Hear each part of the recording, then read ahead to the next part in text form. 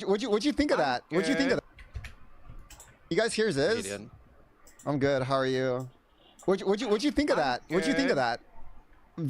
What did you think of this patch as they presented it? Let me get your honest opinion. Oh, okay. Specifically, I don't think the presentation was good. I think the presentation was a little bit anti-hype. I think they did a pretty bad job of marketing it. There's a lot of things they could have done better there. But I'm not a big fan of the people being super doomer before even trying something either. Like, I really hate the people who all they care about is they really want to tell you how much they're not going to play something, but they're probably still going to play it. Like, those people are insufferable. I'm pretty excited. There are a lot of things. I have concerns. Like, there are things that I think might be problematic or think might be bad, but I'm just gonna fucking try them myself and make up my own mind on, like, do I enjoy it or not? Like, I really, like, I hate this whole, like, pre-dooming thing. My spirit animal, my king, my guide, never changes, never change. It is probably the most annoying thing in existence, watching people actively destroy games before they even exist. It is probably also annoying watching those people say, the game is bad, game's over, worse, it gets so over before they've even fucking logged in. It's crazy shit.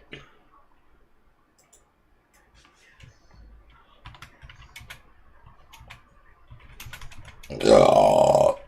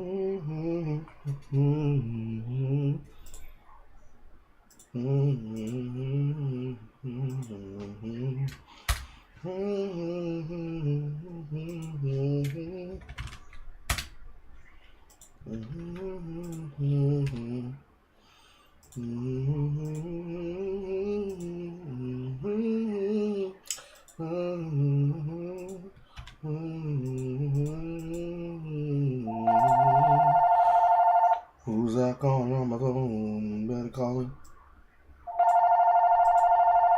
Who's that calling on the phone? Better call him.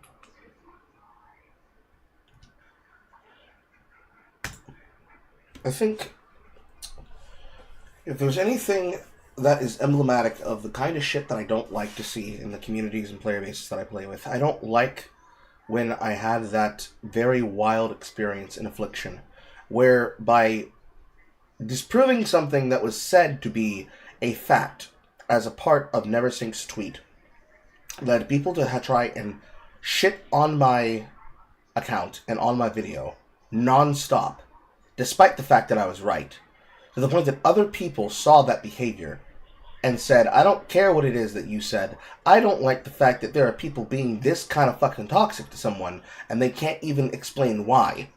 I think that's the caveat of things that I don't like in player bases, in communities.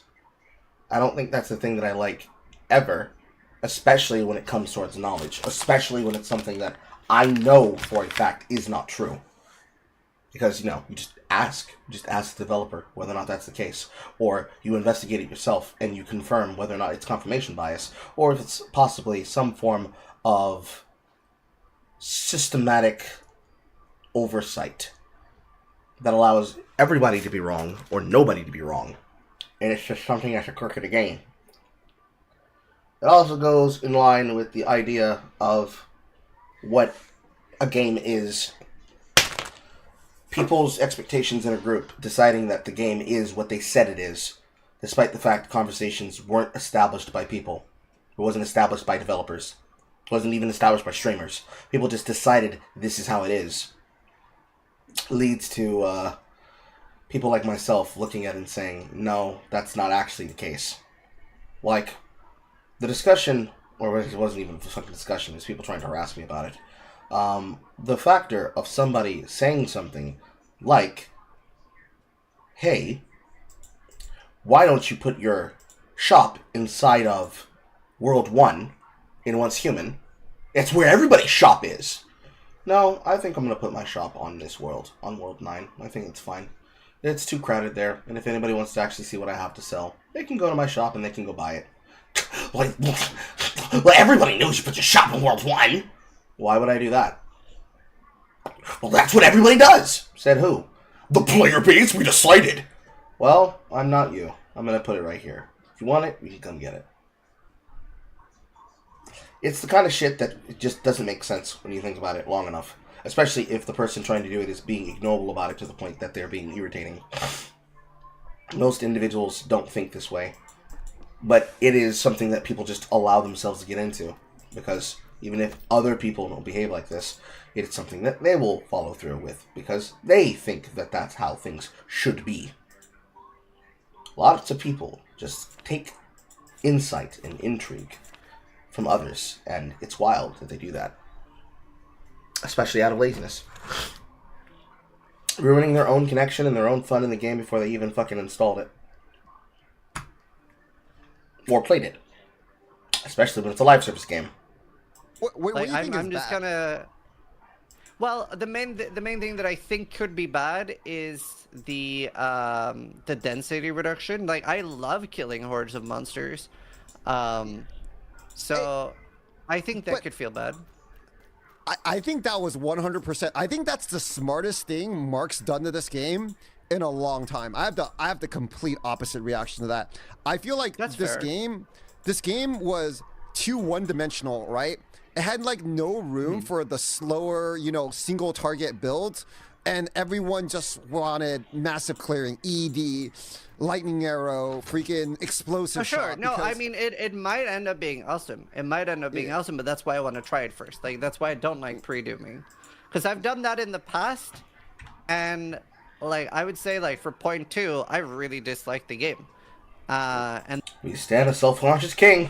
then I made the feedback videos, I did the podcast with them, and I was like, here's why I don't like the game in its current state. And obviously, in my opinion, a lot of things were changed afterwards that made the game a lot better. And then point 3, I had a blast, right? I just fucking loved point 3, did like over 600 hours in point 3, and just had so much fun. And now I'm just gonna try point 4, and I'm excited for Druid. I'm excited about a lot of things. I do think the marketing could have been better. Oh, and one thing I really dislike charges. I just functionally hate charges in POE2. Yeah, I mean, I don't know, man. Like, It just feels way too builder spender for me. Yeah, I mean, there's so many builder spender type of things. Like, now you have rage builder spender, charges builder spender. Like, mana's already like kind of like use my mana flask to build my mana, and then use it's like 3 layers of builder spender on a single build. Yeah. The problem is that there isn't an archetype support system that exists in the game yet that allows for a build to really be emergent with its own play design, where we're looking at the experience and we're looking at our familiarity with Diablo and our differences from Diablo, where we've gotten used to, well, I will have a resource, and then I trade it for another resource, and then I get another resource that creates that resource that then is fueled by me pressing this singular button. Creating a build that ramps rage as an additional means of a more multiplier of damage isn't so much creating a generator spender as it is creating a fuel tank that you occasionally press a button and it takes a little bit off the top. That's true. Like, we've got charges, we've got mana, we have Infernal Flame, we've got Darkness, we've got separate item charge builds of different dichotomies. You've got using Rage as a bypasser for cooldown. You've got Rage being used as a fueler to increase the damage of your mega skill, whether it be for bossing or clearing. You've got shield breakers that want to create an effect on an enemy that then consumes it, which is a form of creating a charge system. There's lots of different things that are layered on top of each other that may or may not get looked at as what they are, which is the results of us not having a lot of archetypes that are properly supported. Properly being that they're fully fleshed out in a way where they don't have to do a lot of work on them. Yep. Oh my god, and I was so disappointed in totems. I got so excited when I saw totems, and then they were like, oh, I have to use 3 charges to cast it, and I was like, are you fucking kidding me? So that like really, those were the 3 things that had me like concerned, but I'm like excited enough about other stuff. No, but back on the density thing, right? Because I think that's the major concern for a lot of people, that everyone's going, oh. I could care fucking less about density. I go towards essences because I play SSF. I go towards essences because it is one of the only few ways I'm going to have the ability to piecemeal together enough resistances, enough damage, and enough baseline power that I will be able to take on the maps. Because, unfortunately, I don't like Trade League. There's no excitement in it. There's no excitement in it. There's no fun in it. Any fun that could be robbed has been robbed by the streamers. But Carl, you are a streamer. It's been robbed by the streamers.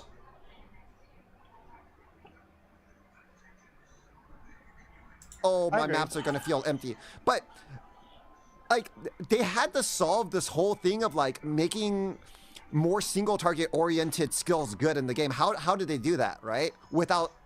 And Mark explained that he's going to add pack size nodes later to, like, you know... Yeah, that explanation did sound really good.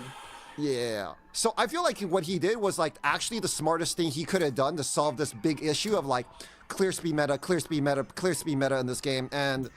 I think it was good. I think it's going to be good for the game. Maybe not this league, but later down the line, it's going to be a positive impact. I think, in my opinion. What did you think of all the? What did you think about? What did you think about all the skills and the uniques that you read in patch notes? I don't want to read uniques and patch notes. I want to use the uniques in my build. Rue. Nobody cares about how many uniques they said they added to the game. They're not real until they're in my inventory. And if I can't use them, fucking get out of here! Become a chance orb so I can turn you into an item I can actually use. Boom, done.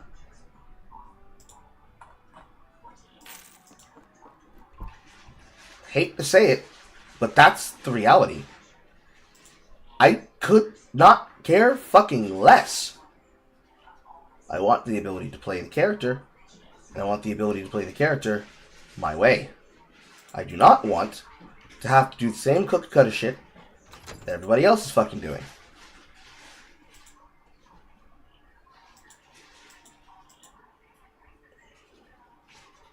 Alright, a brewing station. So, me and my chat were both a little bit confused about this, but is upping in the game now? Because it sounded like it is. What happened? Is upping in the game now? Upping? What is upping? You know, like Diablo 2 upping, like changing a base. Oh, I don't think so. It sounded like it. And my chat seemed more convinced that upping is in the game now. How so? Because he said now low-level bases are more impactful. Which would, by the way, like make things like Brass Dome would be absolutely fucking ultra S tier with upping. Yeah, I don't think they're gonna do that. They need to do that in POE1 more than they need to do that in POE2, to be honest. Because like I'm pretty sure it is already in this patch though. Huh. I didn't read anything about that. I missed that. That wasn't explained very well. Because what I remember him saying is that they were going to add implicits, and they were going to change the stats on things, which was correlated in the notes. Some people, like Ben, saying, well, you're killing these items because you're taking damage from them and adding implicits to them, so I'd rather have an item with no implicit and higher damage than not. It just doesn't reflect the reality that most people particularly want to be a part of. No, he said it. It was one of the mechanics of the Well Temple. Oh, maybe. Because I mean, that's something different then, because upping the base in that situation was that you're going to sacrifice an item and get back an item, not that you're just up. You're not just you're up increasing them. No. Then again, we don't know yet. We're not playing League. Because quite a lot of people are agreeing with me that Mark said it, and that's what I thought too. I'm gonna rewatch it and I'll ask them about it, but I'm pretty sure we have upping now. Yeah. Are you gonna get an interview this time, or are they only gonna give it to? Oh no. Yeah. I don't know. I don't know about that. I don't know about that. But I've been reading the the uniques for a lot of these things, and like a lot of these uniques are just like good now. They're actually good. IMO. Yeah. No, the unique changes are awesome, dude. Especially the Svalin. Yeah, I mean, some of these are like, Svalin and Olroth. Like Olroth's already like a good flask in the game, right? It like gives you that huge shield for your life recovery, and then now they just made it even better. The leech chest. There's so many good things. Yeah, they made a lot of good things, and then they upgraded the Fizz Taken As from Cloak and Lightning Coil and stuff like that, so you don't really need armor anymore. Also, I'm maybe league starting Smith of Kitava Bear, so like Bear of Kitava. Smith of Kitava Bear. Why is that? Yeah, why not? Slams, fire slams. I build easy. I already have access to using a one-hander. I'm more than likely going to go in with one-hander shield if I'm not using two-hander. There's no reason not to use a one-hander because that's going to give you block power. If Svalin is buffed, then I just put Svalin in the right hand if I'm not using the surrender. I either get life on block and I'm immortal, or I block everything lucky with extra defense, and it's just GG. Then, when it comes time to slam, I create objects. Those objects get summoned. And then, when I make those fissures with my mace, I then become a bear and romp my way through the entire map, charging and slamming as I do, and roaring, and getting extra power with roar. It might even be the case that I could take that basic breakdown of the shield breaker and apply that the same way, because it's going to have access to fire. Add fissure. Use Forge Hammer. Slap in the place of Perfect Charge instead Ancestral Warcry. Create a Spender Breaker with Armor Break. Break the armor of the enemy by making use of Fire God. Broken armor will apply with fire damage. Fire slams. Physical and fire at the same time, ramping off of each other as extra additional. What's not to love? Crit immunity, lots of like damage taken as Ellie. It looked like a really good starter for hardcore. I don't know what I'm gonna do yet. I haven't even finished reading patch notes, but I know there's a lot of good items. Like Defiance of Destiny going from 30% is kind of crazy. Yeah, it's like Kitava Bear with Defiance of Destiny sounds really nice. Oh my god! Wait, so are you gonna start Bear? Are you gonna start the Druid skills? Have you already made your mind? I know I'm not starting the flashbang skill anymore. Oh yeah, that's not good. I mean, it physically hurt. They didn't nerf grenades at all. No, it's super strong. I just like my viewership can't take it. When I stopped playing, I gained like 40% viewership when I stopped playing that skill. I went from like 4K viewers to 6K viewers when I stopped playing it. Oh, I mean, that's all grenade skills in general. That's like all crossbow skills in general. I'm surprised. They have to make something different that doesn't flashbang the player. It's just bad, bro. They didn't give us like a reduction of, I don't know, graphics or whatever this patch, because that thing like hurts a lot of people's eyes. Opacity slider, yeah. Yeah. So many skills hurt like people's eyes. It's not just one grenade skill. It's like so many of them too. Yeah. Yeah. So it's very sharp. I'm surprised. But so overall, like, positive going in? Super positive? Yeah, I'd say I'm positive. Not super positive. I'm like reserved positive. I'm definitely more on the positive side though, and I'm very excited for Druid. Did you, honest question, did you laugh when Like- Jonathan started saying you're gonna water your plants as a druid? No, I think I like zoned out at that point. I think I was molding over totems. Like for me, this patch would be like ultra S tier if totems were just POE1 spell totems. If Ignite was getting more of a buff in this patch, and if there was like a whole rework on charge generation. Realistically, what I think needs to happen with charge generation is that there needs to be better ways of charging through skills alone, rather than a combination of spirit gems and other additional content on top of it, because it's just not fun to use charges in this way. For basically charge upkeep, it almost feels like it requires melee and it requires Elite's chimes. And that's gay.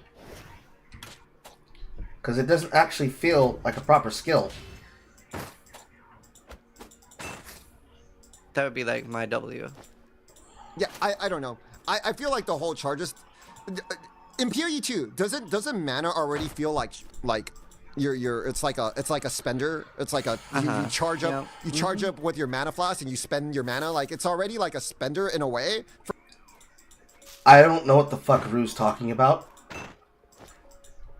Because I'm pretty sure that has to be streamer brain. Mana is already a resource that you have to try and sustain. Sustaining it, charging it, using it. When you use your mana, you aren't just charging mana to then dump your skills and then keep doing it. Because you have to have sustain. Without sustain, you're fucked. Because your character will get fucked. It's the basic backbone of what makes weapon builds hard to balance. Or rather, hard to build for and then play. A build that requires mana and mana leech is a build that can go 5 ways to Sunday horrible in the blink of an eye. Because you're hoping and praying that the skill will just figure itself out. At some point, you'll do enough damage that you'll actually break even on the amount of content that it's actually doing. You will do a magical number of DPS, and it's no longer holding you back. Unfortunately, that is not the case of how it works. It works the other way around. Sometimes you have to plan for your mana solution. The fact that even for melee builds, going to Walker of the Winds, they looked at that and said, a lot of people using this are going here and trying to solve this with this skill. So why don't we just take it off of the passive tree and make it into a skill gem?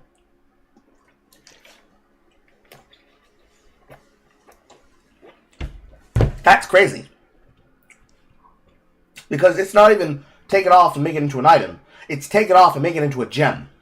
Meaning the whole build doesn't benefit from it, one skill benefits from it. Which is going to be your Fury Generator, which is also your attack dumpster. The thing that you're using to create the effects that are applicable for your build. In the case of melee, Quarterstaff attacking something with Ice Strike or with Tempest Flurry to create freeze or to create shock. Generating combo to then, with Elite's Chime and whatever you want to use with Culmination, as your dumpster for damage. For me, and then you have charges as a spender, and now you have rage as a spender, and it's like it's like you're gonna have builds with like triple spenders and like triple generator spender type of feel, and I don't know, man, it just kind of doesn't feel It's right so to rough me. for me because one of my favorite times to play Path of Exile was back in the day when Spellslinger didn't cost mana. Like you just reserved and then it was free. That was like some of peak happiness for me. Like, I still want them to go back to... I still find it stupid in POE1 that Spellslinger reserves mana and costs mana. Like, why am I paying twice? What's my restoration for? Yeah, but they have no way of like... They have no way of just balancing triggers with It's already balanced, but right? you're losing a skill gem. That's like 35% more damage. They don't think so. They don't think so. Yeah, I know. Look, you think they would ever give you Spellslinger in POE2? Just think about it. The way they think right now, like, they're not going to give you anything like that, right, in POE2, because they want you to, like, press like 7 buttons and combo everything. If you're allowed to reserve all your spirit and just combo all your combos for you know, like infinitely, I think the like issue no one's is that ever it has a bit of an identity crisis. Because you do have POE1 skills in the game, but then you have some things that are incredibly POE2. Yeah, well, like the jump back stuff and the attack time stuff. Mm-hmm. Oh, Yeah, actually, that's another thing. I still hate that the skill tree, which Methel put very succinctly, like, it hears 80% more damage, but they put your balls in a vice. Like, I really dislike the, like, downsides. They put 250 nodes on the tree though this league, so I didn't really understand. And more support gems. I didn't really understand when Ziggy D asked, because Ziggy D asked like the ultimate question, right? When it comes to balance, how are we ever gonna have balance in the game where items are so powerful and us as a character are so weak, where you just throw in one good item and you exponentially gain like your character becomes giga powerful, right? And every league it's just like my character feels like shit, my character feels like shit, and then all of a sudden my character's one-shotting the whole game, right? Yeah. And he's asking this question, and they responded with, the tree is multiplicative, so we don't want the tree to be too good. And all of us, we were sitting there, I was stumped. I was like, what are you talking about? For the most part, the tree is all additive with like everything that we have, right? So yeah, I didn't really understand what they were talking about. Yeah. In terms of like modifiers, because everything in the game is like additive to me, at least. Yeah. Yeah, mostly. I mean, I think first off, I think the game would just. Most of you are playing bows, so most of it's additive until it becomes multiplicative later on the round.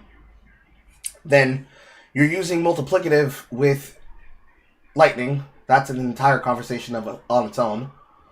Then if the spell builds, well, hello metagems. Why did they get nerfed again? What did you do, Rutu? Oh yeah, that's right. You and the other guy, both of you together, 0 gem interaction autobombers? Huh, I wonder why they arrived at that opinion, bro. Just be better at this point if you put life on the tree.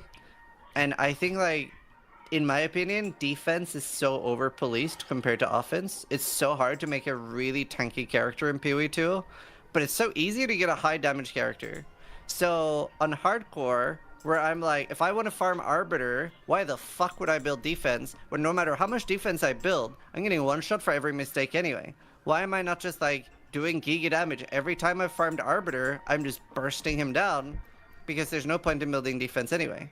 I'd rather just one shot him. Yeah, because the longer the fight goes on, the more likely you're gonna die, right? That's also true. The defense is over policed, so is recovery. But they need to do that because they want you to be able to die, right? In this game. But then they made like energy shields, which I'm still confused with. If they want you to die, why energy shield have the values they have right now currently? So I'm utterly confused with that. But I'm with you on it, but I'm not quite sure where to go with it. Because the problem right now, you have a lot of people that are just invalidating the game by going immediately to energy shield, saying, well, you want us to die, so why energy shield look like this? And why you design content like this? When really what we need right now is the numbers to show that people can actually get to the content. That's the general problem.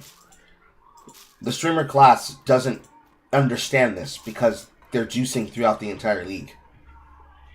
They're farming one game, then they go to farm another, and it's like, well, bro, how do? Well, I don't know. How do you play this non-stop and then say, how do you?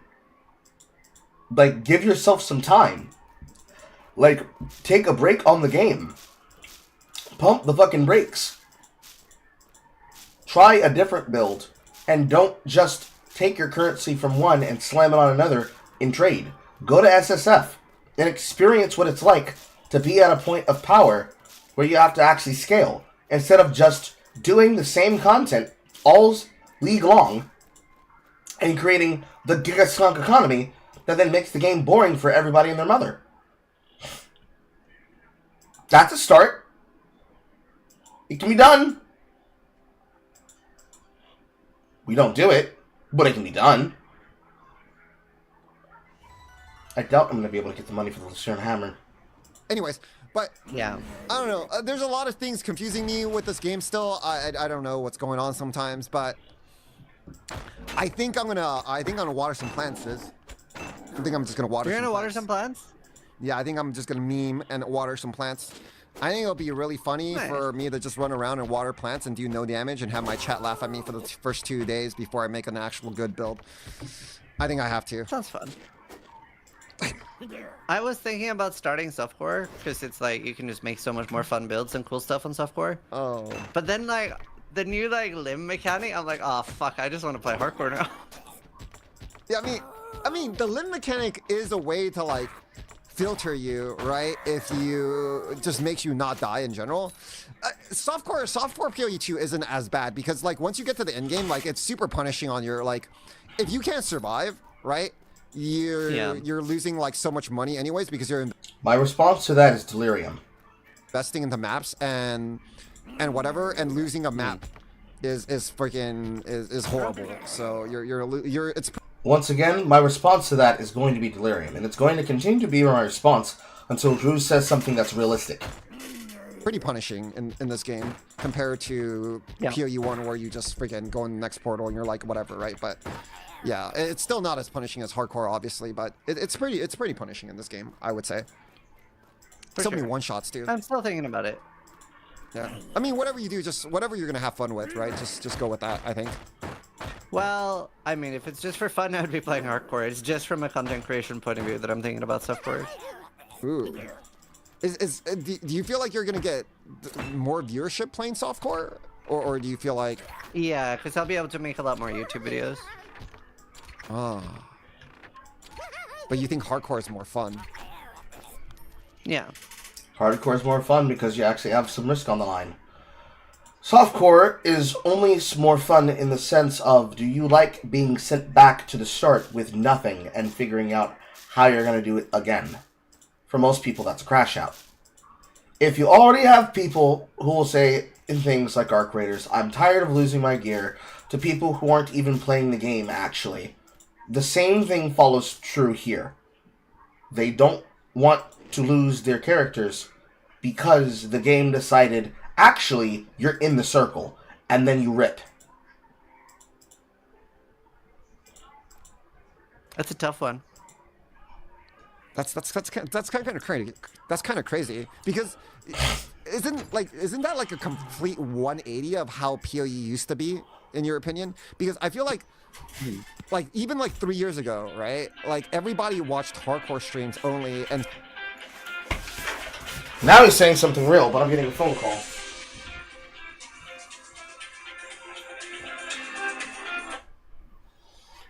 Hello.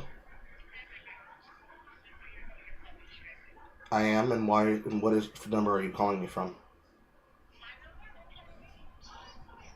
Baby, the number showed up without your name on it.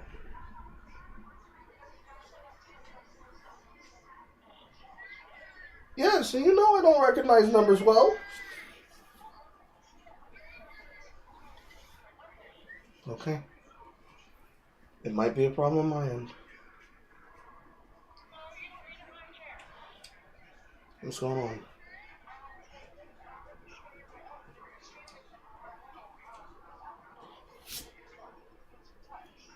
Nope. Yeah. Well, you can still do that, baby.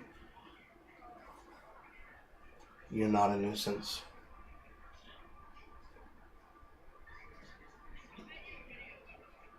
Where?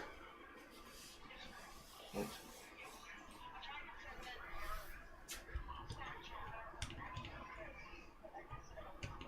Okay.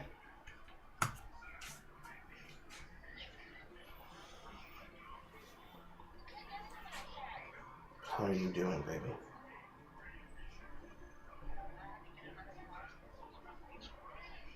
So you're still stir crazy? Okay. Tell me when you get here, okay? Okay? I love you. Kiss Celine for me.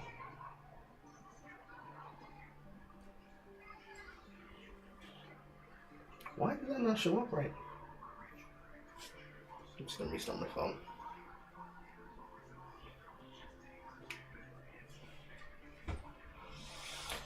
Okay, Rue, you finally said something real.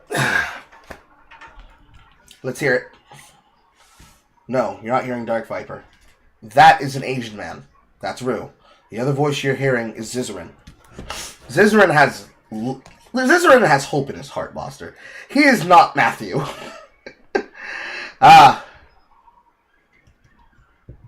Yelling from guests. Damn. Well, have a good rest. I'll probably still be here when you get back up. And softcore streams were just like... Okay, Rue, you're about to say something that is extremely true and is extremely the backbone of why it is hard for people to get into Path of Exile. Go. Fun. That's kind of crazy. That's kind of crazy because isn't that like a complete 180 of how PoE used to be, in your opinion? Because I feel like even like 3 years ago, right? Like everybody watched hardcore streams only, and softcore streams were just like everyone's like, why the fuck do I want to watch softcore streams? But now like it's kind of like turned around almost. Why would you think that is, Rue? Do you have an answer to it? I have an answer. In fact, I know exactly why that is. But Ziz, do you have an answer? No? It's because there's like a bigger FOMO on people are less watching just for entertainment. People are watching for opinions, and people are watching for how to, like, they want to see relatable strategies. Whereas like watching somebody play hardcore, first off, the strategies aren't always relatable. But like they're maybe not even applicable to software, right? Like they want to see, how do I make currency? That's why the main reason people watch streams.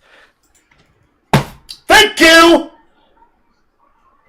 Who would I choose to play for and play around in behind? Do I want to watch one of the best speedrunners in the game, learn their strategy so that I might be able to benefit myself off of a race? Or do I want to watch Quinn rip 50 billion times because he doesn't know how to properly play the build that he's copying from? Do I want to watch a softcore player slowly figure out Path of Exile for the first time with just a little bit of help from the chat?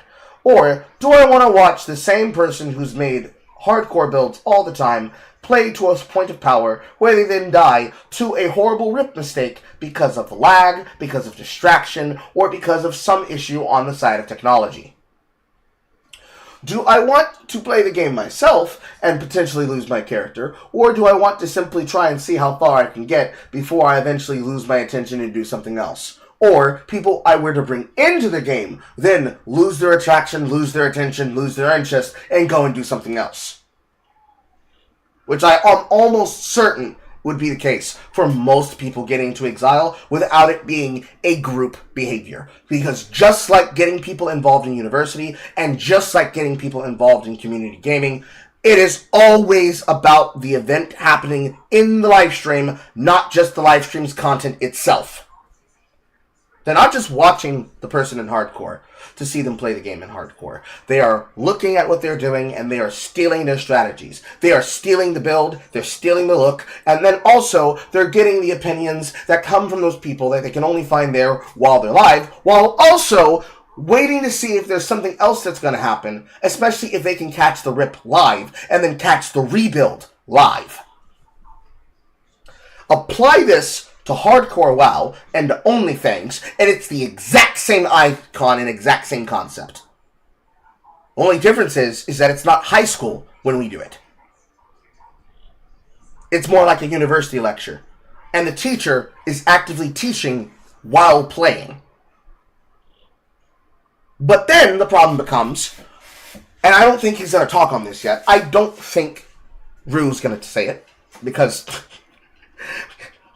humbleness is not in his, it's not in his foreplay. I don't know if Ziz will say it because Ziz is humble. Let's see how this plays out, and then I'll say what the other answer is. I still do get good viewership on hardcore, but it's very unrelatable content to my audience because it's like 92 to 94% softcore. Oh, I didn't even think about that. Wait, dude, people watch my wait, I don't even know, man.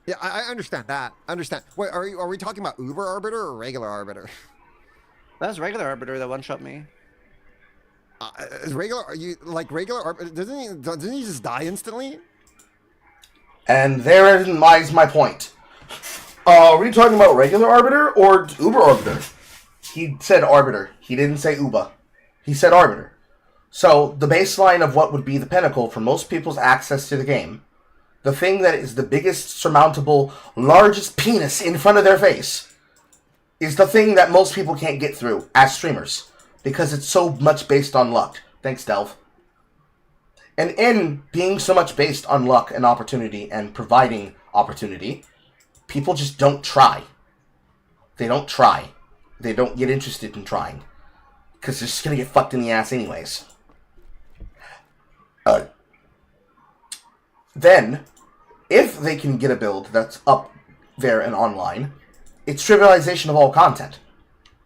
Where you ask yourself, well, bro, what's fun about this? And then you go and find something else to do. Like the guys that went to go to play OSRS.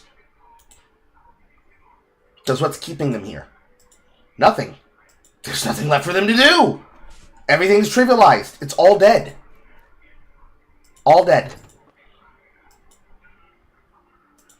I feel like that guy has like not when no you're a life. low damage hardcore build. You don't get that much damage when you go super tank. Huh. And By design. We're not supposed to. I know I tried it with my first warrior. Oh, he would never die. But he didn't do any damage. he like very quickly did the corridor move, and I died to him before they fixed the corridor move. Oh. Which that's fixed now. Actually, a lot of the things I've died to have been fixed. Like, I died to another bug where, like, you couldn't roll into the monkey. Like, you would get stuck in rubber banding, and that's been fixed as well, so... I still have some monkey PTSD. Same. Same. I mean, I don't know. I played, in 0.1, I played, like, one serious build, and I went through the whole entire game, basically, like, with 0 deaths, right? So, that was, like, the only time that I really kind of, like, I wanted to see how hard the game actually was with, like, a good build and stuff like that. So I went through the whole game, like, every single boss, 0 for 4, right? Like, 0 to 4, like, every single one of them. So, I don't know. I feel like there's a lot of good builds in the game where you could just, like, one-shot him, especially on 0. Especially with grenades. I think grenades are just fucking entirely busted. And unfortunately, you're a streamer who has the opinion and the time to be able to test if grenades are busted. Meanwhile, little Timmy getting off his work shift at Taco Bell doesn't have the fucking time to play like that. Just like they didn't over in Arc Raiders. It's the same shit again. Only this time, it's not getting sniped by a peanut, it's watching the entire economy leave behind. Because most of their interest is making money off their content and their content loop. Because the only way that they think to get loot is to buy it from other people. Meanwhile, in Solo Self-Found, we're thinking of the same shit that hardcore players are, but we're in an environment to ourselves. Nobody sees us, nobody hears us. Do we make a sound? Do we exist? No one knows. Nobody cares. Because no one's checking for us. And maybe it's better that way, but not by a full country mile. So, I don't know. Maybe if you want to play hardcore, just like play a build, because that thing, I'm pretty sure that thing is just gonna one-shot him. I mean, grenades is insane. It is good for getting through the campaign, but it's so cancer to look at. Also, that guy in your chat is correct. A dodge roll to monkey indoor blames game. The thing I died to is literally removed from the game now. You cannot die to it anymore. Oh, I died to a monkey bug too. Zaki himself fixed that bug, where the monkey rolls on you at like range after he comes out of stun. He said, yeah, the monkey's not supposed to do that, but he did that and killed me anyway. Yeah. So he also fixed that bug. At a moment where the chat room demonstrates the reason why most people would think that chatters are fucking cooked, even though most individuals are usually smart enough to know what most streamers are trying to communicate, but most people are also not very well bought in and are ultimately short-sighted because they're not at that point, which is another problem, too. Two worlds can't see past these nuts in their hand. They actively can't touch bases because they don't understand what the other side's doing. They can't relate to the content and the content creator because they don't see their perspective. They don't see their perspective. And so they're stuck. They're stuck in this in-between state.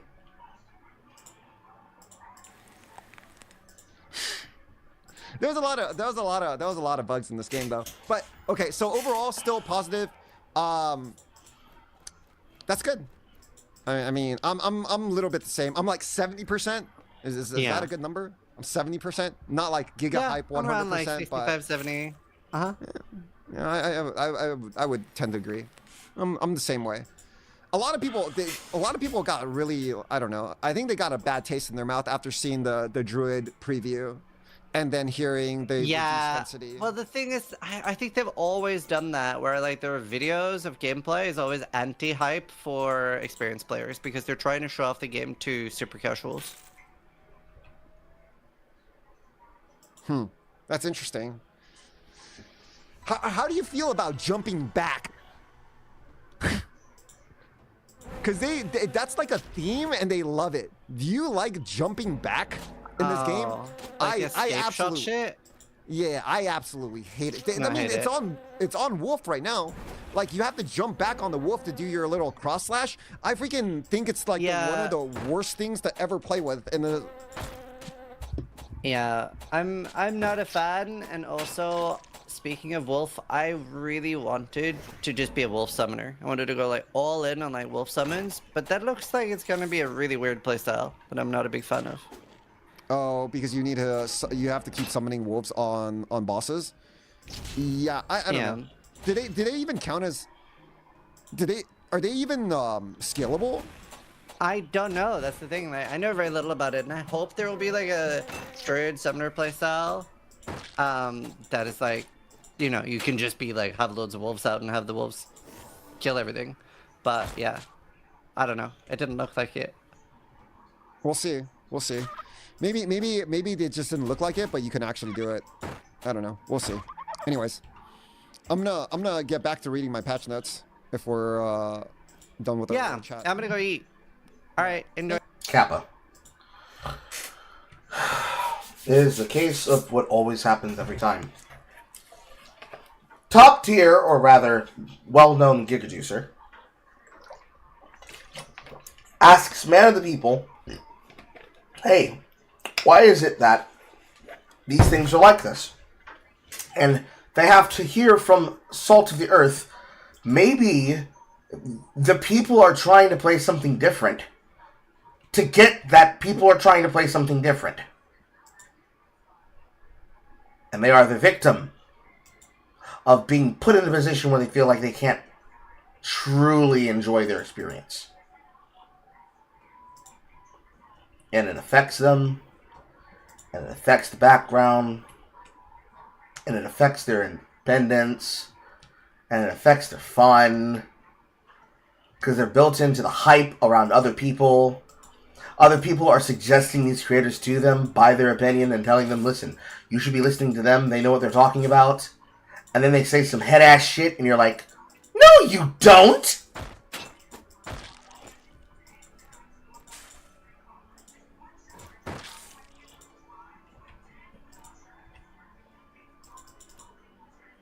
It is the case that every single game has one.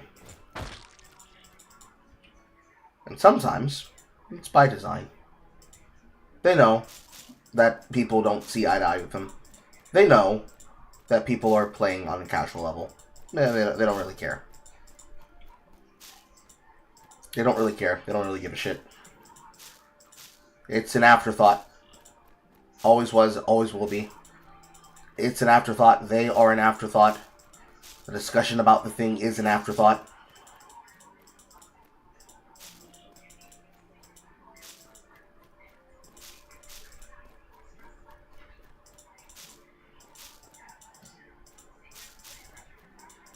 It could be the case that it's not that, but it tends to always be the case that it is that, because you never see those content creators actually look at those other people and promote those other people. Now, there are some that do. Ziggy D will be the first one to say, listen, you don't need to be giving me money.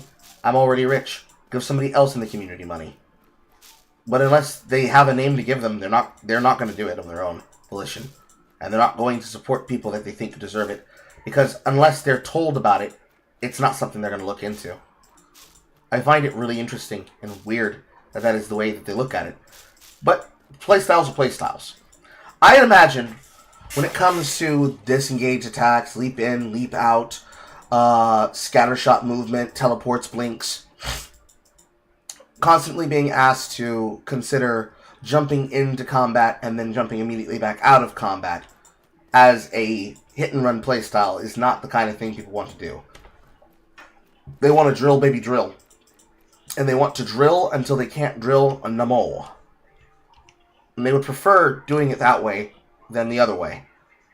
Because doing it the other way is lame. It feels like pulling teeth. I'd much rather have it the other way around. Because that one is more exciting. Look at me pile through these enemies with my build.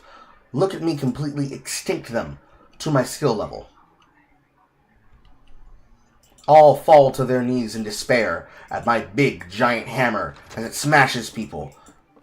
Echoes and echoes and echoes across the screen as far as the eye can see. Nobody can stop me. But also, nobody can tell what the fuck's happening because there's too many effects on the screen.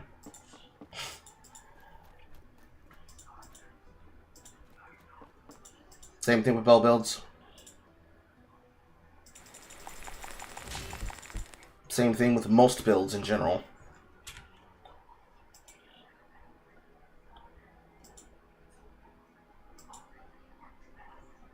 And then, upon being asked if it could be better, they effectively give people the answer of, well, if you don't like that, play this other playstyle that is the exact same playstyle. And that just leads to people being unsatisfied, because then you have to juice to get to the highest level, and they have this expectation that it should be like that all the time. And then it's fucked.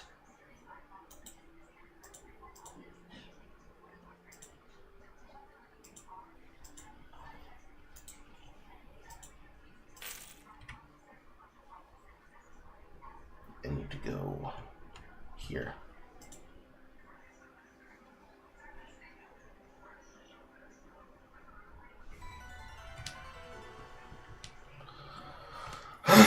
It's not great. It's not great. It's not great at all. In fact, I'm pretty sure there's another person who had the exact same opinion. Yep.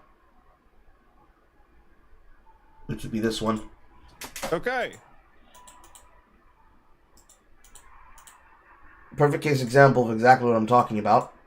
Gazzy, longtime person. Darth Microtransactions, a D4 player who was basically shepherded in to the content scene, whose opinions I don't think are good.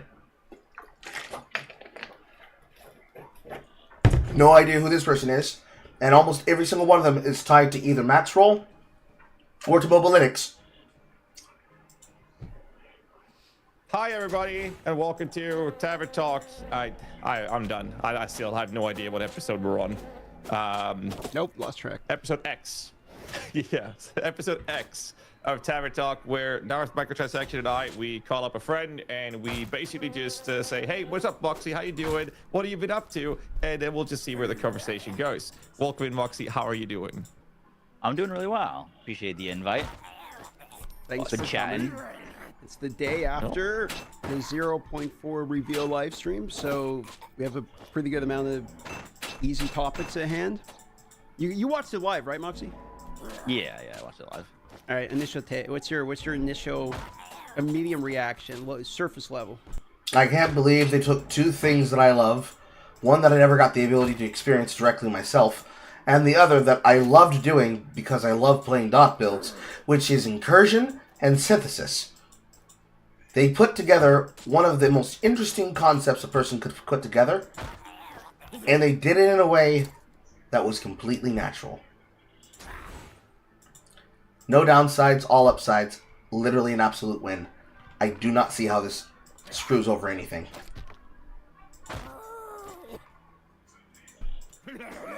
So, I'm pretty excited about everything. I'm still like in my head trying to figure out what I want to play because Yeah. I was expecting I don't know if you've been looking at them, but we'd have a lot of the Druid Ascendancy nodes. I did see that they're like potentially going to get changed, but I'm not sure if I want to play like a full shapeshifting build if I'd actually play the Druid.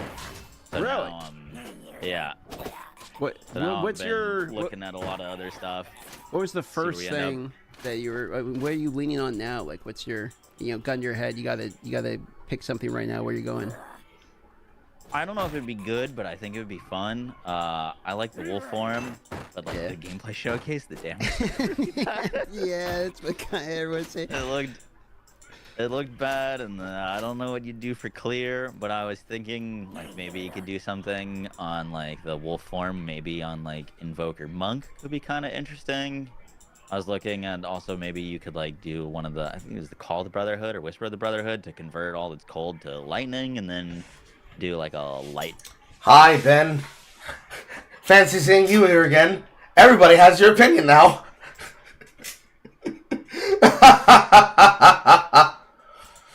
Coral, I don't understand. Lightning is a problem. Technically, I'm also here with Ben. He lives in us. And it's because lightning just literally is better across the board. And if you're going to be doing mostly cold with the wolf, you need to find a way to actually make the lightning damage matter and make it viable, which doesn't look like you can do so with Oracle, because if you want to play Transformation, you need to see how that transformation is actually going to be viable. And obviously, if it feels like its natural curve is to be scaled with a form of Duration Pet Summon, it doesn't really add a lot of mystery to the packet, so to say. I can smell that it's time to turn the chicken over. 1 second.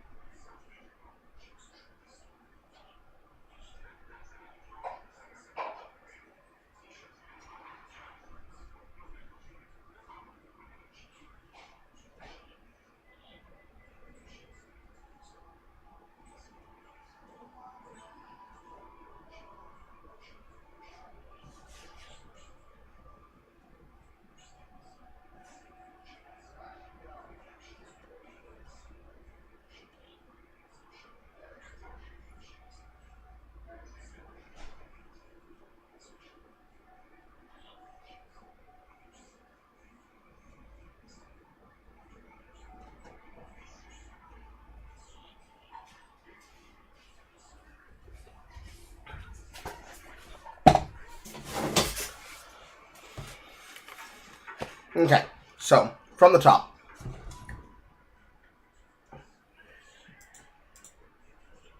The problem is lightning damage. The shaman is lightning, fire, ice. Fire slams, fire duration slams, endurance charges, cold damage through melee attacks, lightning damage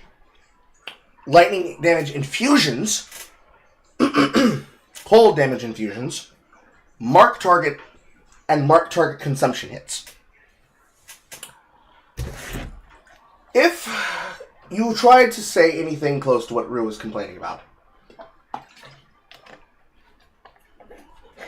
all of those have their own different limiters, chargers, generators, spenders, and game loops, and game hooks.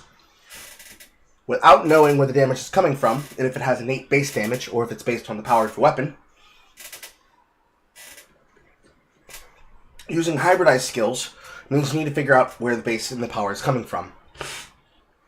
And what they're upset about is that it's not brain dead.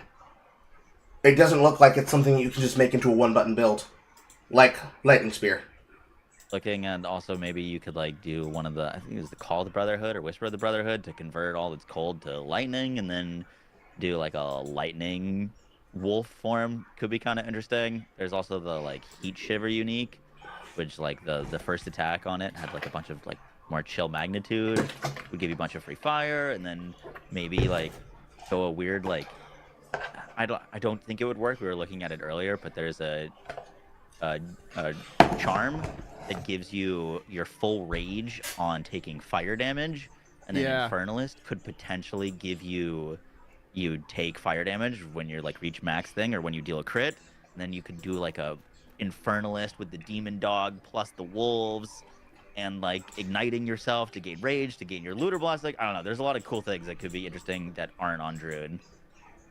It's gonna be quite interesting to see the skill information in the coming days for sure. But yeah, like I said, I mean, the teaser images we got for the Shaman and the Oracle, they're just the images they sent to media outlets like a week ago or something. And they said they're still working on them. So like we have no idea what they're changing. And some of the noise looks absolutely insane. Yeah. But I mean, like you said, I mean, talismans are available to the non-druid ascendancies as well. Titan Bear look kind of fun. Like you got Bear's slams, and then Titan's got like more like slam aftershock shit that was added. They added another aftershock gem as well, so it's like okay, you can do slam aftershock shit maybe. I mean, the weird part is because like the part that I don't get is like I feel like I'm gonna get baited a little bit for a couple reasons, but like okay, the volcanic shit, the fissure, right? Like it's a spell, so you're like You're creating like a volcanic fissure to like create more spells and projectiles, but then I'm gonna scale my attack slam. Like why? I'm a little confused on like where the fuck does the damage come from? Like I mean, Lord knows we're not gonna do spell and attack damage hybrid. I know there's the one helmet that like increases and reductions to spell damage, like apply attack damage. Like I get that, but like I'm not sure. Like okay, wouldn't I just go scale the slam or scale the spell? Like so that part's a little confusing for me. I'm 100% getting baited by Wyvern though. I'm gonna go Wyvern. That's the other reason I'm getting baited. I'm gonna go Wyvern, and I'm gonna do the flying flame breath thing. It looks like you can get at least a good 19 seconds of floating around the air. I'm gonna move 1 mile an hour and do one DPS. But yeah, I'm 100% gonna get baited by that. That's what I'm launching. That's kind of where. Go ahead. That's kind of where I'm at right now with the hybrid stuff. Is like. We see so many times that the combo gameplay kind of dies once you're at endgame. So I'm curious if like, you'd play like putting the volcanic orb down and then spell and melee for the campaign, and then by the time you're endgame, you're either just volcano orbing or like rolling magma, or you're just slamming if the combo will still live. Yeah, I don't know how that's gonna work. I'm thinking there's gotta be supports or something, That's one of the beauties of watching people and how to predict shit before shit's just here. And you don't have to have any of these worries. Because they're mostly thinking about this because they're going to go trade league. They have to wonder where the damage is because if they have no damage, they can't rush. If they can't rush, They can't get to the end game quickly. If they can't get to the end game quickly, they can't monetize the end game loops quickly, and they can't profit craft. Profit crafting is even at an all-time low. Because without Hominoggin, they don't have the ability to slam early stage content with low loops that invests them to make high exalted, that they then juice out, and then start flipping into the fucking stratosphere. So certainly that's not fun. It's a vehicle to get them towards where they can just simply breeze through maps.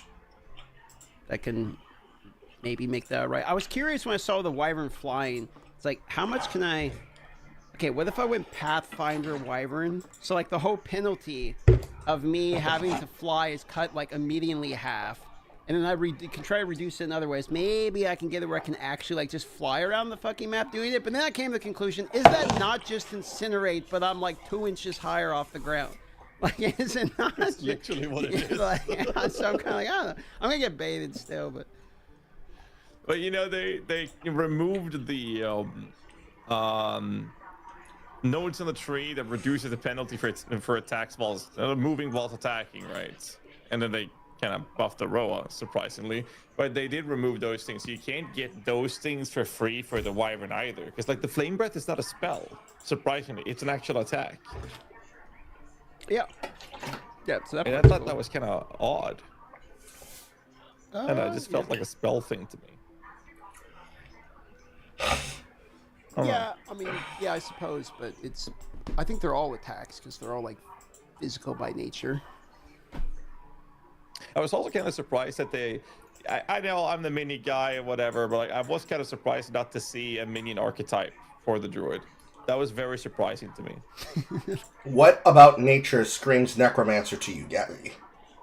You already have Lich. You already have Abyssal Lich. What the fuck about that screams minions to you? Other than the animals. And why would the animals not be considered something under the companion? Like, you don't need to have packs of them. It's not Diablo Druid. But you can probably get a companion of a bear, a companion of a wolf pack that then is multiple wolves of the pack, but it's only one with all one wolf.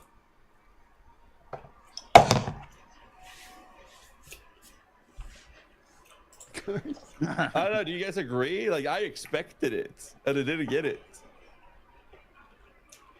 I didn't expect it. Kind of continues the you could play minion on any ascendancy thing that they've been going for a little bit. Yeah, but you know, I wished it would be like minion, like animal minions. I mean, we got wolves, but like they're seemingly more thematically in line with what they have in POE1 for like the wolves themselves are buffing the play. So what you wanted is you wanted the carrion vine, you wanted the raven, you wanted the wolves, you wanted the bears, you wanted fucking magma creatures, obviously specters, combinations from skeletal. You just wanted to have a minion mansion army. Why? There's already 2 ascendancies that are designed for that. Player in POE1, and I think that's what we're gonna see for the wolf form as well in POE2, at least seemingly. But there's some pretty cool nodes formings as well when it comes to the druid ascendancies. But I was just surprised there wasn't an archetype to it. But I mean, out of the forms, I mean, if I had to take a pick and which one I like the most, the Wyvern wins every day. Maybe it's because it's new and, you know, it's not what we expected, but it looks so cool. Like, way better than the wolf and the bear, in my opinion. What did you think about the Val Incursion, Moxie? Did you take a look at that one much? From the reveal, I don't know if you rewatched it back. I haven't watched it back yet, but I just saw the initial reveal of it. It looked extremely complicated. Yeah, I was kind of cracking up about it, and every time they add a new mechanic or something like that, we got powers on one end and like an entire new dungeon layout minigame mechanic with all the different layers of, but like welcome to Path of Exile. That's how it's every single league. It was kind of one, I think it looks really cool. It's gonna be pretty involved and definitely like a learning curve to it, but I like all of the content inside of it, just like it was last league with learning how to use the new rituals combined with the new bones. I was kind of thinking, because I got into Path of Exile 1 really late. Which one? If you say Graveyard, I'm going to laugh at you. And that game is so daunting to learn, because all of What league? the league mechanics are so complex, and it's What league? so many things that, like, I still haven't, like, learned Heist or any of those things yet. So That doesn't tell me anything. What league did you start playing Exile 1 on? I was like, okay, I'm glad that I'm getting into this now, because imagine when the game fully launches and there's all of these mechanics on top of each other that you gotta learn. Like, I mean, this is going to be a problem in of itself where people are going to say, bro, I'm not going to play it, it's too scary. And it's like, well, did you immediately learn how to walk, sing, talk, jump, dance, and converse as a child? No, you learned piecemeal. What league did you start playing Exile 1 in? all at the same time. It's funny, like POE2 is supposed to be this market share stealing or acquiring new player acquisition based game to just have this new player onboarding to be. It's designed to be simpler, not designed to drag them in like they're coming into Fortnite. Where is this concept coming from? Who is making this argument? Significantly easier than POE1. But as the leagues goes by, there's going to be more and more and more things added, more classes. Yeah, and yet they don't have to worry about, well, do I just do this thing, and do I do this thing and this thing? No, they're going to learn at their own rate. They're going to learn at their own rate. It's going to be fixed to help them learn. It's going to be designed in a way where they do not have to do all the kind of fucking thoughts that they're going to have to do in Exile 1. It's not going to make them have to think about how they're going to think about how their build is going to work in maps before they're even out of the campaign and dealing with something like bullshit Reflect. It's already simpler than most ARPGs on the marketplace, including lobby-based ARPGs. More mechanics, more features, more crafting stuff, and all those things. But it's just a matter of time before it gets just as complex as POE1's. Like you said, I mean, the sooner you get in. The reason why Exile 1 was more complex is because you had a lot of mechanics that then were shaved down over time, and then we started adding more mechanics in as we were building up to answer certain questions and problems that then became a backbone of the core gameplay loop. And the thing about them is that they're offshoots. They're not main mechanics. They're offshoots. They've always been offshoots. Delve is an offshoot. Heist is an offshoot. Ow, my neck. Ow, my neck. Synthesis is an offshoot. Working directly towards fighting the Maven, towards fighting the Eater of Worlds, towards fighting the Exarch, towards fighting the Shaper, towards fighting Red Elder, towards fighting Uba Elder. They're all offshoots. No one's forcing them to go to that content, because they're going to be in the maps first. And then, of course, all the other content is obviously offshoots and side content unto themselves. The less said about Blight, the better. But they're all offshoots. They're all offshoots that they all have their own content, and they all have their own mechanics, and they all have their own layers.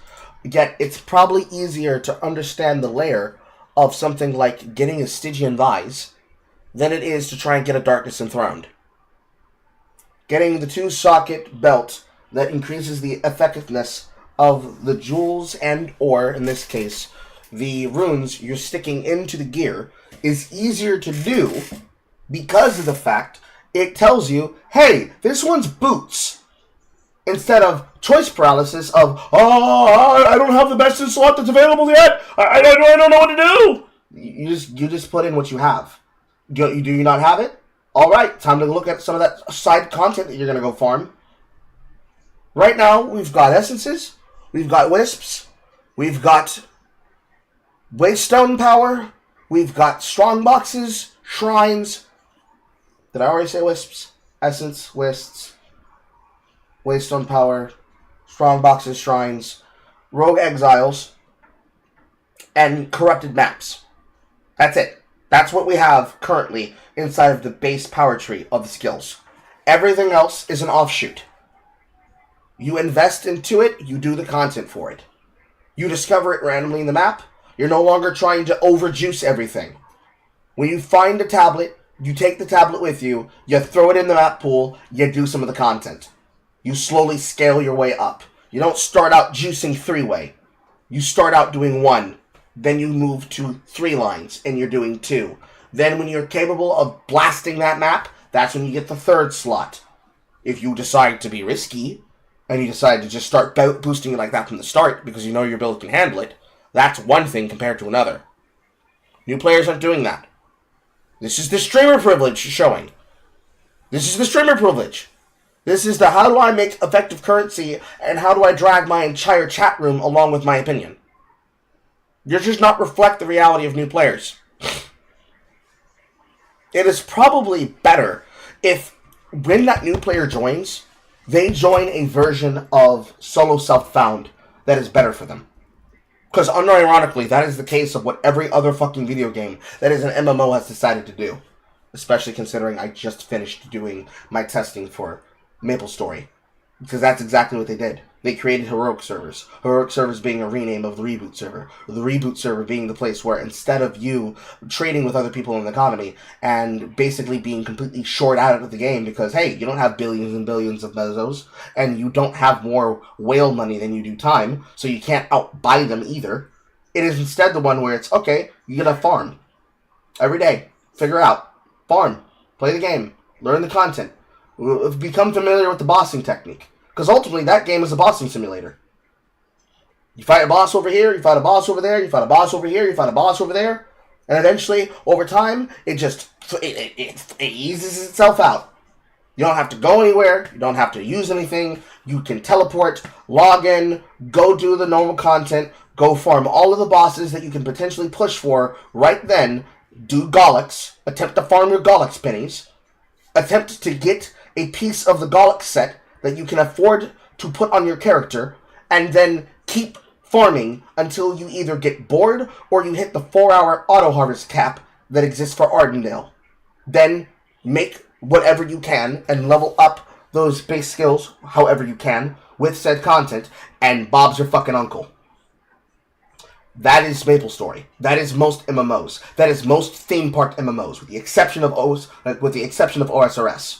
With OSRS, everything's an offshoot. You can go wherever the fuck you want. Do you want to do rune crafting? Guardians of the Rift, here you go!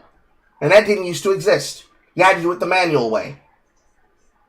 Do you want to be able to do fletching? Well, welcome, Baltimore! Let's fletch some spirit totems! Do you just want to practice on doing your melee and practicing your melee skills, or rather, leveling up your melee stats? Well, if you're strength stacking, hello Nightmare Mode. Go down, wear full Torva, boom, boom, boom, boom, boom. Lazy it all the way to 99 if you want to. Are you doing it to train specifically up attack, if not specifically strength, and you're going to do it through a way that doesn't involve you fishing? Well, barbarian fishing exists. Have fun learning 3-tick, or do it the lazy way, which is slower, or hello giant crystal crab. Get off of my sand crab spot, dude. This is my sand crab spot. No, this is my sand crab spot. Shut up. Here's a moving teleport for the sand crab. Put on your stats, put on your overloads, and just AFK. Motherlode mine. AFKing for mining. And also the amethyst mine for AFKing for amethyst and then chipping the amethyst.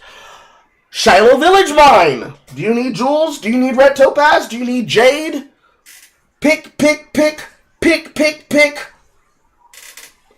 Do you want to actually get loot to consume for fishing? Fishing trawler.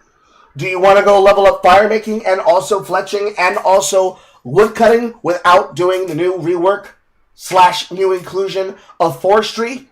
Hello. Hi, Winter Todd. How are you doing? How are you doing? Every single time it's an offshoot. The only difference is people don't know what the fuck to do because they don't know what's good. But that's experienced veteran players, not new people. New people would be playing for the campaign still.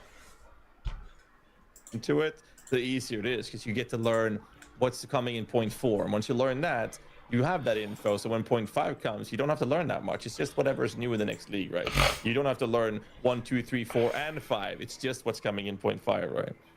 So it can be fun to see how people will react to it when the game fully launches, because there's definitely people out there that refuses to play, or maybe are not in a position where they can play POE2 due to the buy-to-play situation they're in right now, that will join in when it is free to play whenever that launches sometime next year, hopefully, right? That's not even guaranteed to be next year, which is the wild part. In order for them to understand whether or not it's going to be something that's going to be designed now, they have to join and play now. And they're not joining playing now because they're waiting until somebody else does it for them. There is always somebody who's waiting in the wings who would rather listen to somebody talk about it than talk about it and get invested themselves. That's not a bad thing. Some people prefer it that way. Especially if they don't know if they want to put their time into it. But we cannot cope like this. This coping like this is the reason why we find ourselves here. This cope test shit is not good, man. It does not build confidence. It'll be fun to see how daunting the game will actually be then compared to now. By the way, speaking of launching next year, do you think that would be with all of the classes and ascendancies? If they were to launch next year? I just don't see that. No, I don't. There's no shot. Yeah, I really don't think so. I think, didn't they say themselves at one point that, like, they don't think they need all of the classes and ascendancies in order to be able to go the full 1.0? So, like, I doubt it. I doubt that we do actually see all of them. I'd say like 90% chance we don't. Moxie, check Discord. I sent you a link there. No, I mean, they did, however, say that they didn't want to launch the game without all the campaign acts. They said that, but they also said that they were fine with launching it without all the classes if they had to. But it's also kind of awkward because I think all of us kind of agree that they kind of need swords in the game at the very least. Probably axes as well, to be fair. But I mean, if say they launch next year, and let's say they launch next year December, that's what, 4 more leagues? 3? Sorry? Yeah, 3 more. 3 more, and 4 including the one that's coming up, yeah. So that means that, let's say they want at least swords, that means then they have to release at least 1 class that includes swords. They have to finish 2 more campaign acts in those 3 launches. And I think a lot of people would arguably say that swords and axes are mandatory. And if that's the case, then we're looking at 2 classes and 2 acts in these 3 launches. I think the fact that he said that we really want to get it in 26, it would be sad if, like, you know, it would be sad if it's in 27, means it's probably going to be in 20, because they're already thinking, like, it could be in 27. You know, and it always takes longer than they think it's going to take, they say.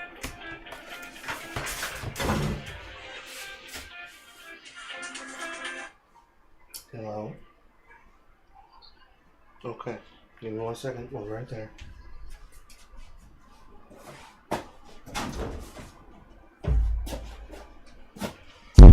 Okay, give me 1 second, chat. I will be right back.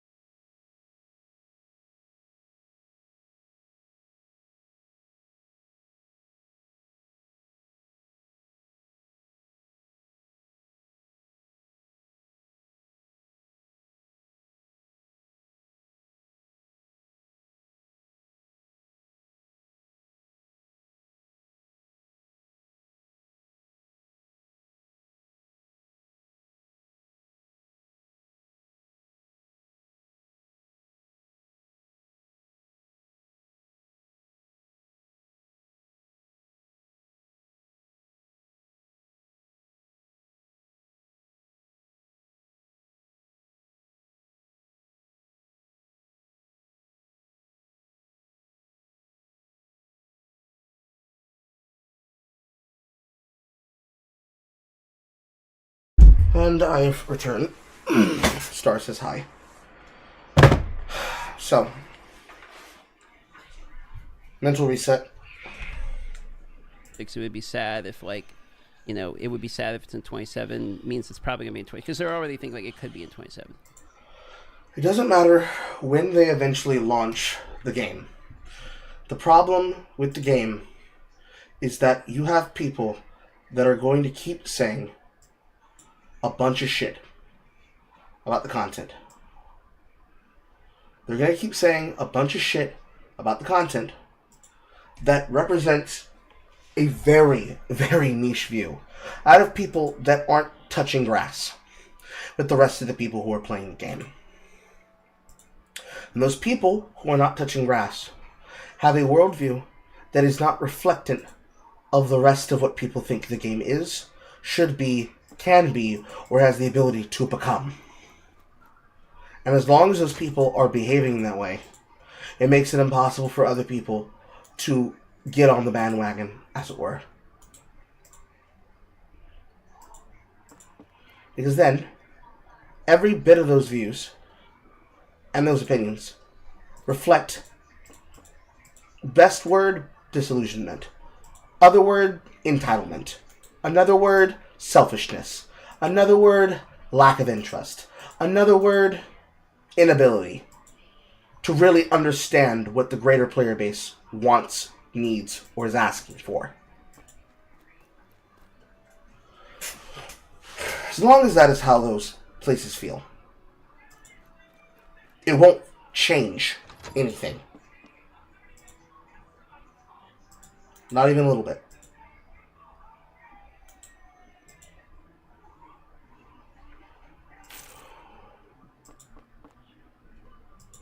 You know, and it always takes longer than they think it's going to take, they say. So it's like, it's got to be 27. I mean, I don't really care when it is, honestly, because like, it feels like you're still playing the game. Like, I don't, you know, it's like, okay, 1.0 is just kind of a title for me. The only difference is it's free now, I suppose. I mean, they also said a couple of leagues ago, they mentioned that they were aiming for a December release this year. And if that wasn't going to happen, then there was a % risk that they had to release it on the next season after that in 26, which would be March, April. And now when we're here, it's like, yeah, no, we're hoping we can make 26, but maybe it's 27 all of a sudden. And they also originally said they didn't want the beta to last more than a year. We are a year in now. So it feels like the goalpost seems to be pushed forward consistently.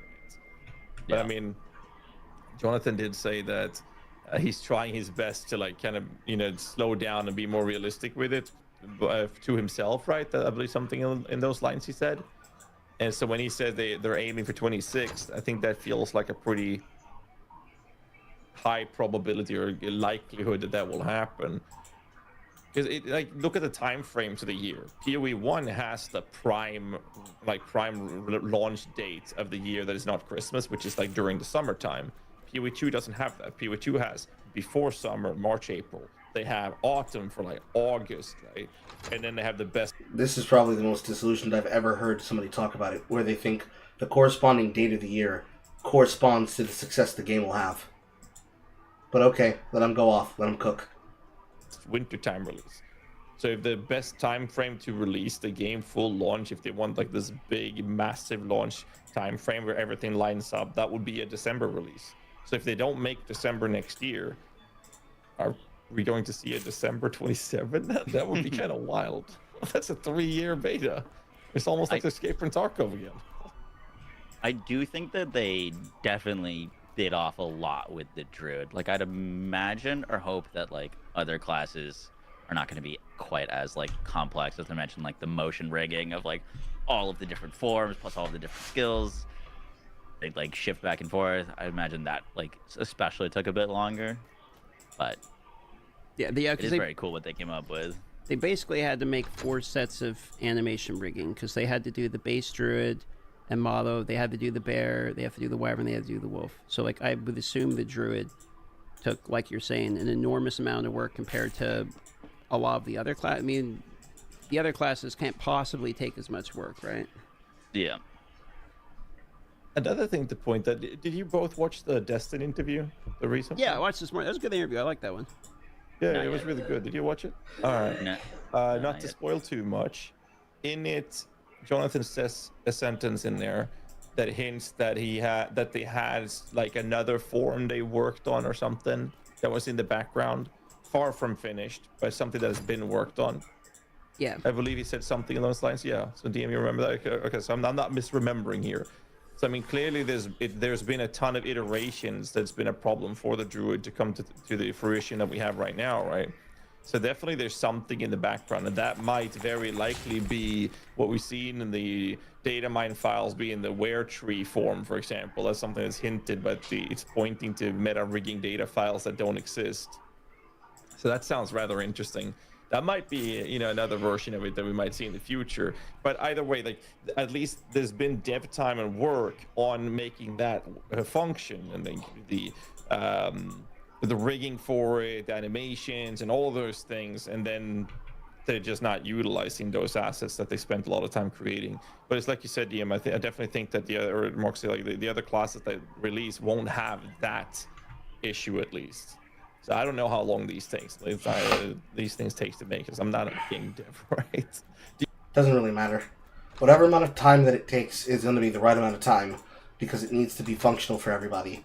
And I think the most important thing to take away from it is that if fucking went up again,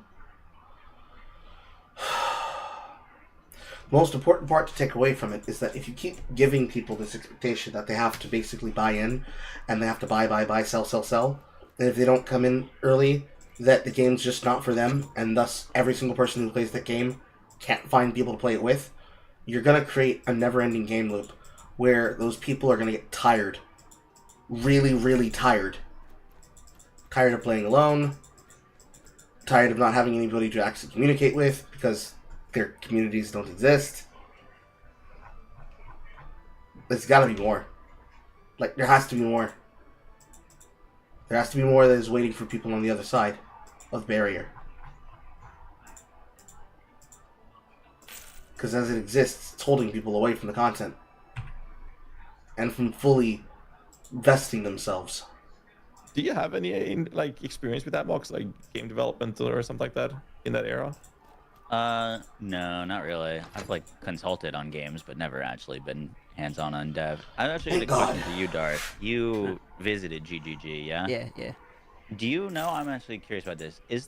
Do they have like a POE1 team and a POE2 team, or are they like just jumping back and forth? No, like they have people there that are obviously more hands-on for POE2, but like the dudes who all I talk to, like they work on both. Like the audio team works on both, the animators work on both, the visual effects guys work on both. Like, you know, they work on both.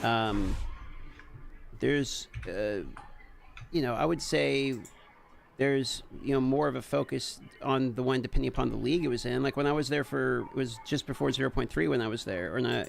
Not important. So I finally found the thing that I was looking for, and we can now switch. Hallelujah.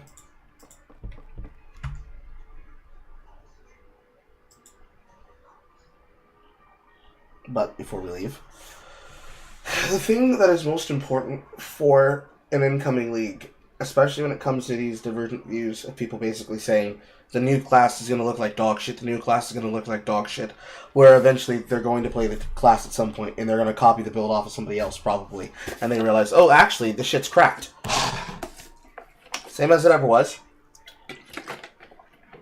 What we need is more people to actually just let the shit come through and not be so goddamn doomer. The never-ending doomer opinions and the supposed the game's going to get more complex, so like, what's the point? It doesn't matter. Does not matter one iota.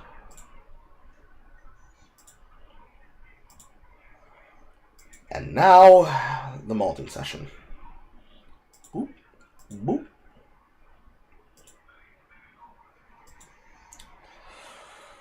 Why women fuck dogs?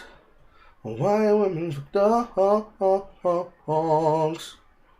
Why do women fuck dogs? It does not take that long to synchronize with the goddamn cloud. Wine girls, what's wrong?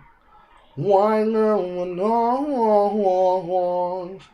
Wine girl, what's wrong? There was wrong. There was wrong.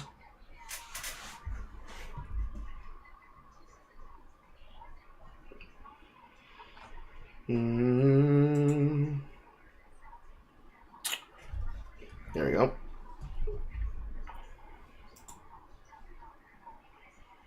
First 2 hours is basically me having to look at that while I try and find that goddamn hammer.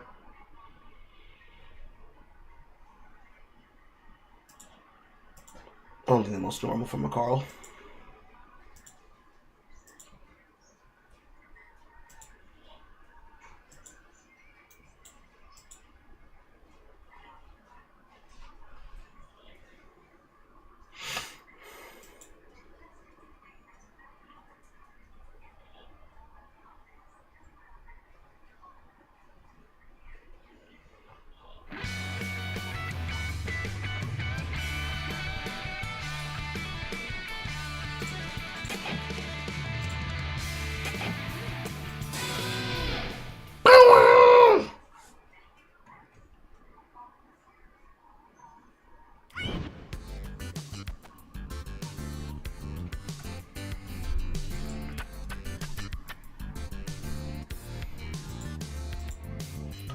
Bum. Bum bum. Bum bum. Bum bum bum bum. Ah! I had enough to buy one tier.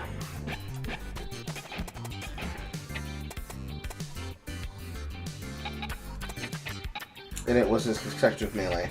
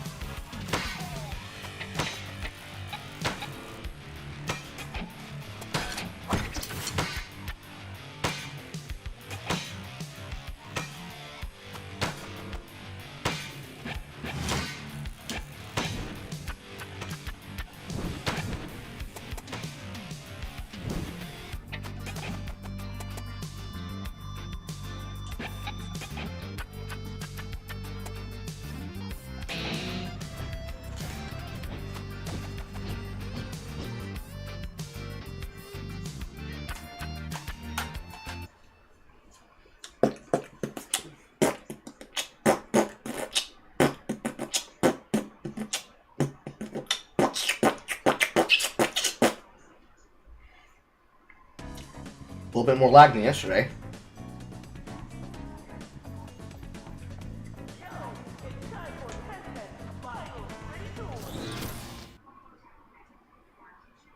People of Vinyl City, this is Tatiana. Today, we woke up to more upsetting news. News of Bumblebeat Junction claiming yet another district. I feel that it is my duty to remind Sailor Scouts? the history of rock in this city. Back then, we found that rock only attracted a niche selection of users. People voted for rock not because they liked the music, but because they wanted to be controversial. When NSR brought EDM into the scene, we created a landscape where everyone loved our music. Everyone. Not based on forgettable trends, but of actual interest. I'm ashamed to say that these people who voted for Bumblebeat Junction reminds me of the past. They're only voting for the alternative because it feels fashionable to go against the norm. Do not be influenced by these troublemakers. Whatever is this for? Maybe you should have gotten a guide. Or a governance that works. Transformation speed. Choose a party that is more aligned to what you love about music. You must choose order. Order leads to progress in Vinyl City. That is all. Have a pleasant evening. People of Vinyl City, this is Yeah, I don't like those ones as much. This one on this end here for 1010 looks interesting, but only by so much. And I'm not sure how I feel about the DK West shadow art. That's cute. People voted for rock not because they liked the music, but because they wanted to be controversial. When NSR brought EDM into the scene, we created a landscape where everyone loved our music. Everyone. Not based on They unironically have the fucking meme there. of actual interest. That's crazy. I'm ashamed to say that these people who voted for Bunk Bed Junction reminds me of the past. They're only voting for the alternative because it feels fashionable to go against the norm. Do not be influenced by these troublemakers. If you follow them, exaggerate in advance because they're all flash, no substance. For a governance that works, you must. Dun, dun, dun, dun. Shoot damage, shoot damage, shoot damage, movement speed. Transformation speed, melee damage, parry radius, parry damage.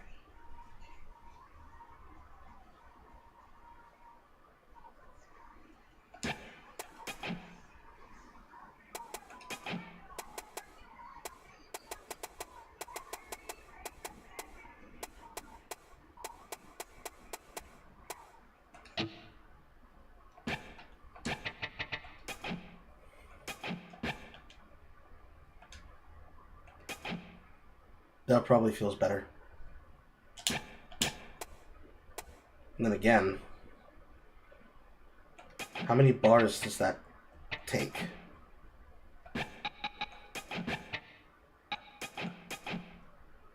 Two. Choose a topic that is more aligned to what you love. Expensive.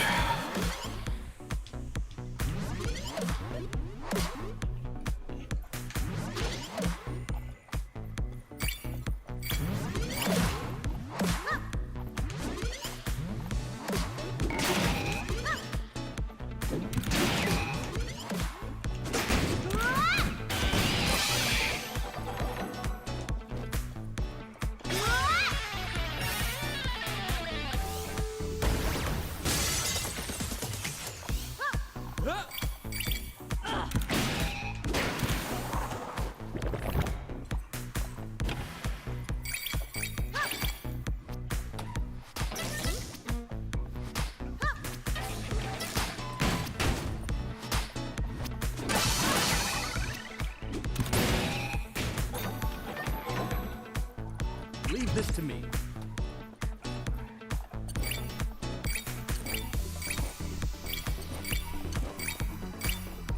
Yeah. Yes.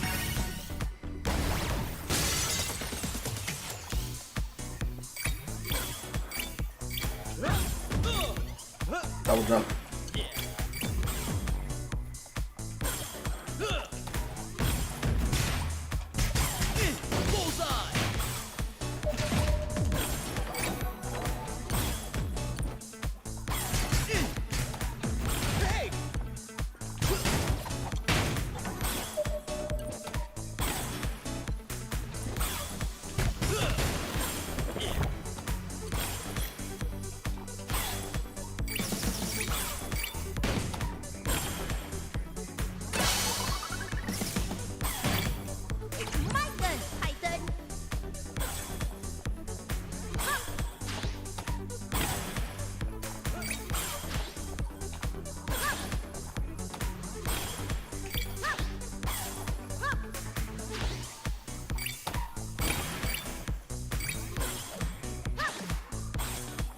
Mount.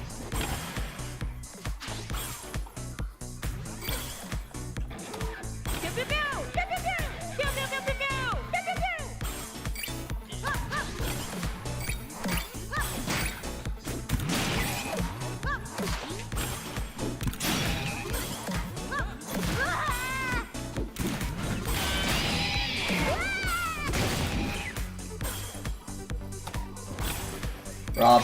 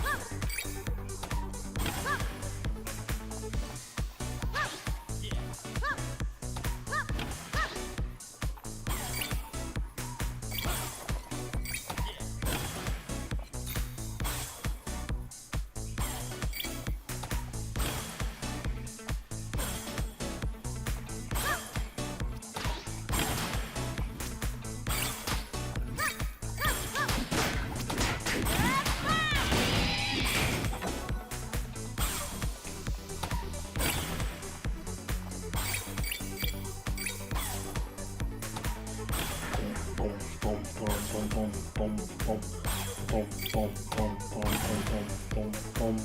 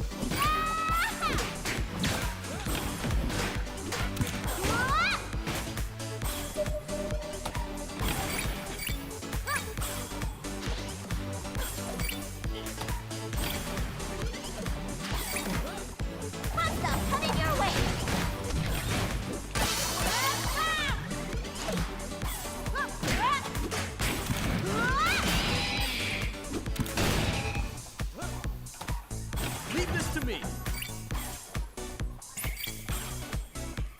Yes, sir.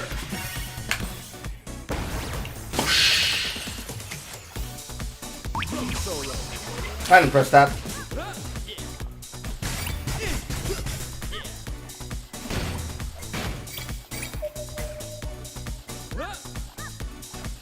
Solo. Solo.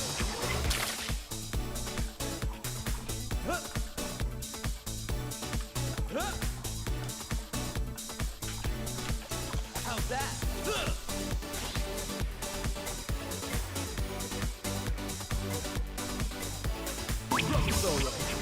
That's dumb.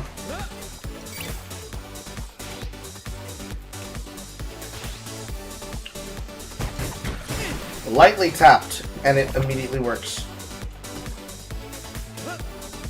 I was about to crash out if my shit was broken already.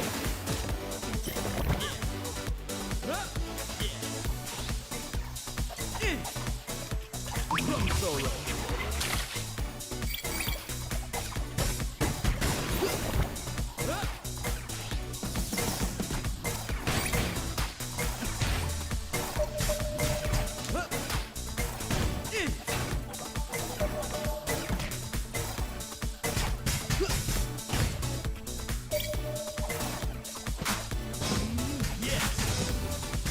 Take this.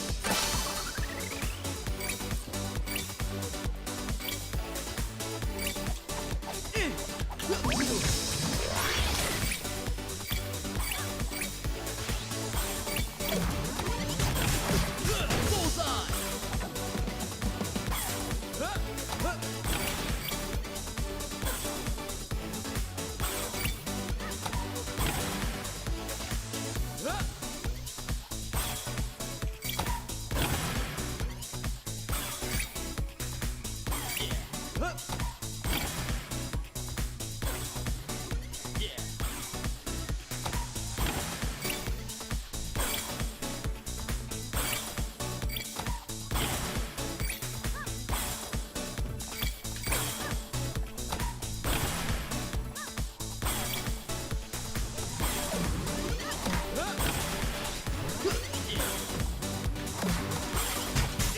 Take this.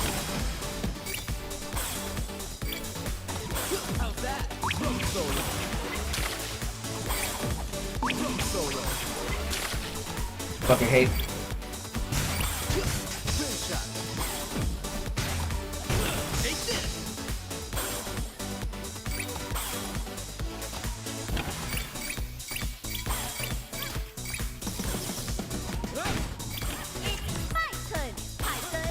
She fell off a fucking cliff? Hello?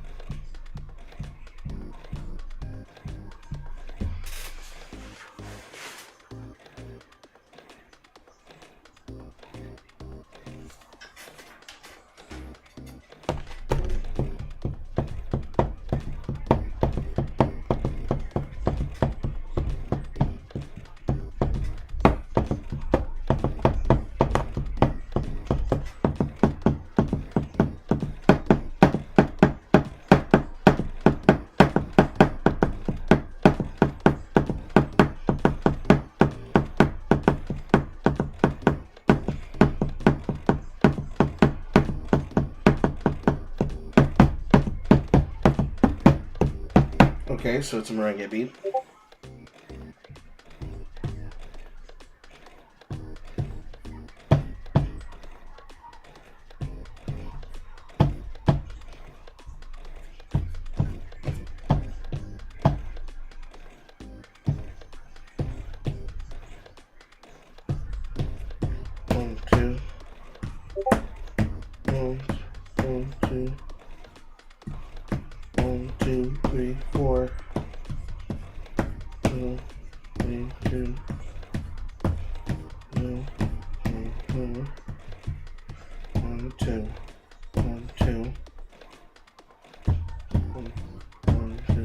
Okay.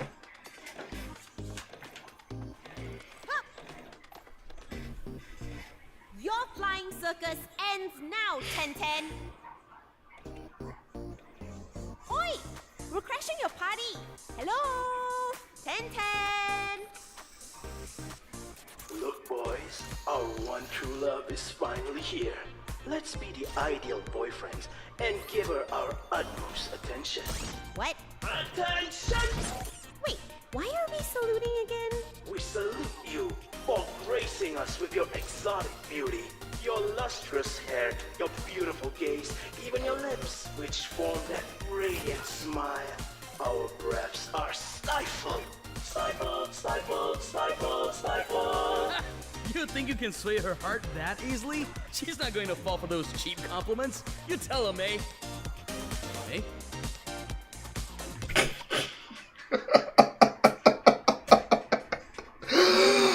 Ah, string cap.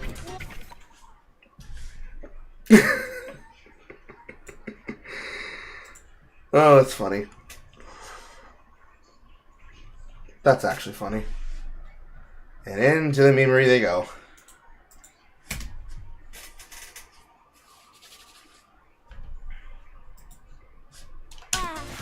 You're just jelly that all these pretty boys are fawning over me.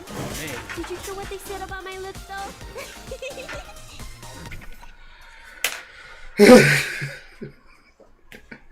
The hits just keep on rolling.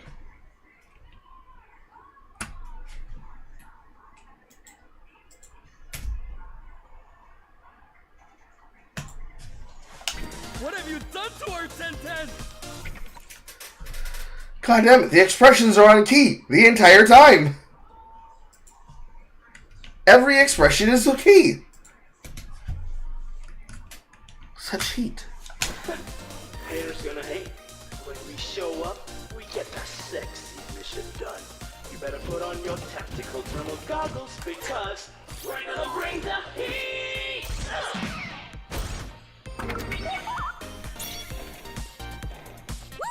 So hot, so handsome! May? What?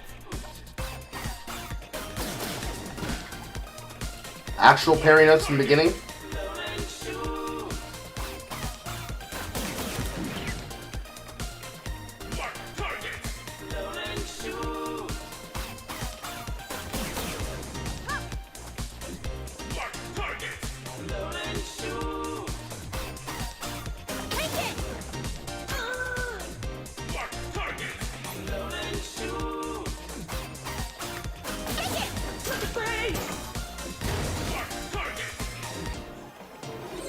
Whoa, what was that? Intruders! Where? Oh. You mess with my troops, you mess with me. 1010 never surrenders. Deploy. Maintain Operation Party all night.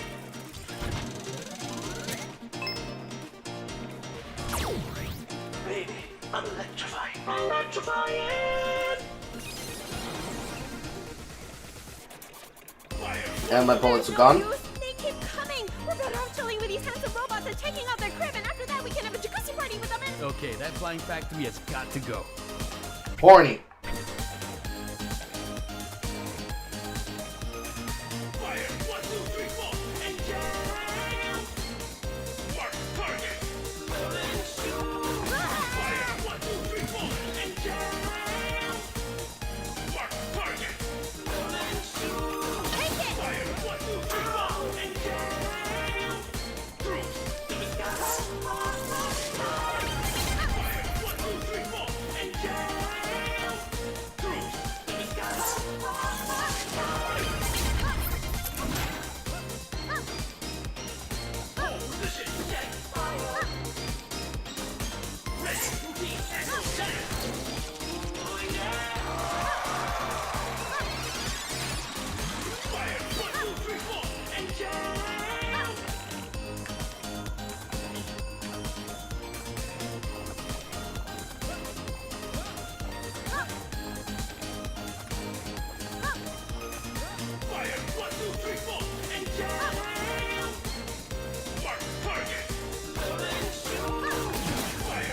So now the floor is glitching out. That's not helpful.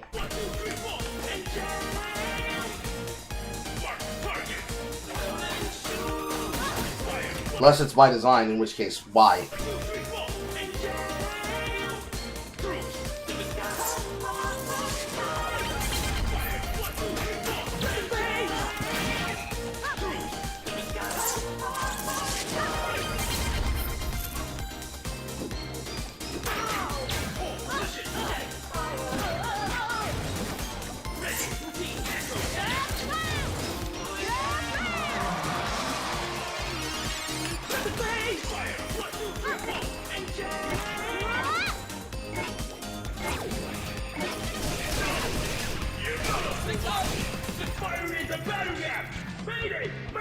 What? Oh.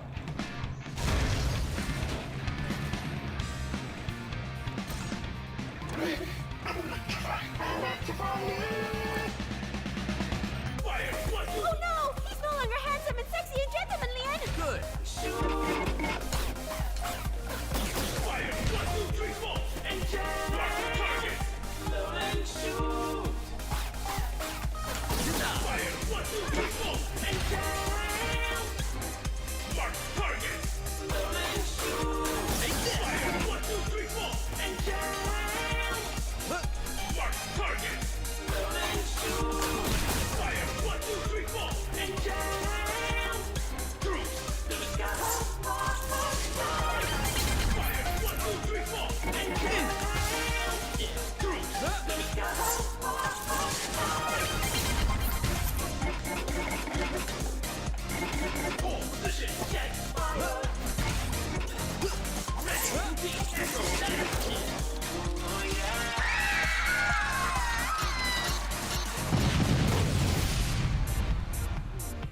Okay.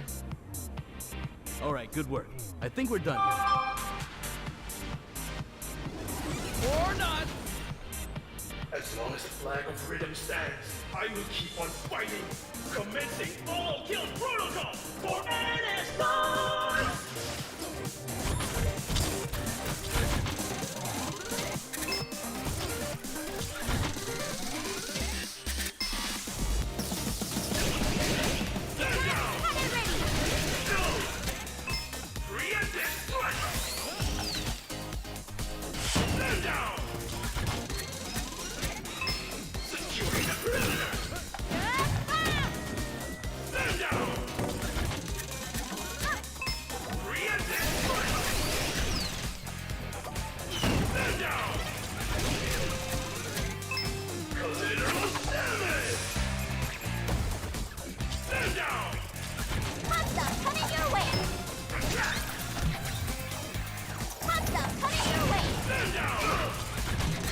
Leave this to me.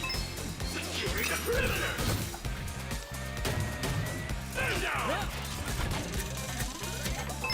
Preemptive strike! Stand down! Go! Collateral damage! Stand down! Preemptive strike! How? Stand down!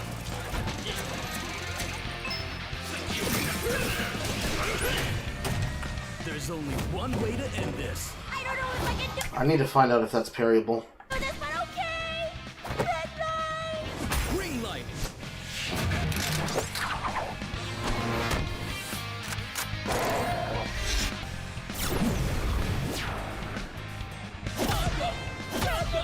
Shakalaka Bam! I'm sorry!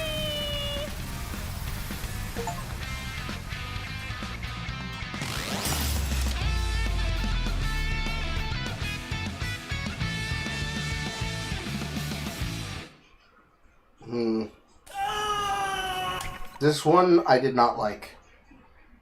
It's probably shorter than all the other fights before them. But I really don't like this fight.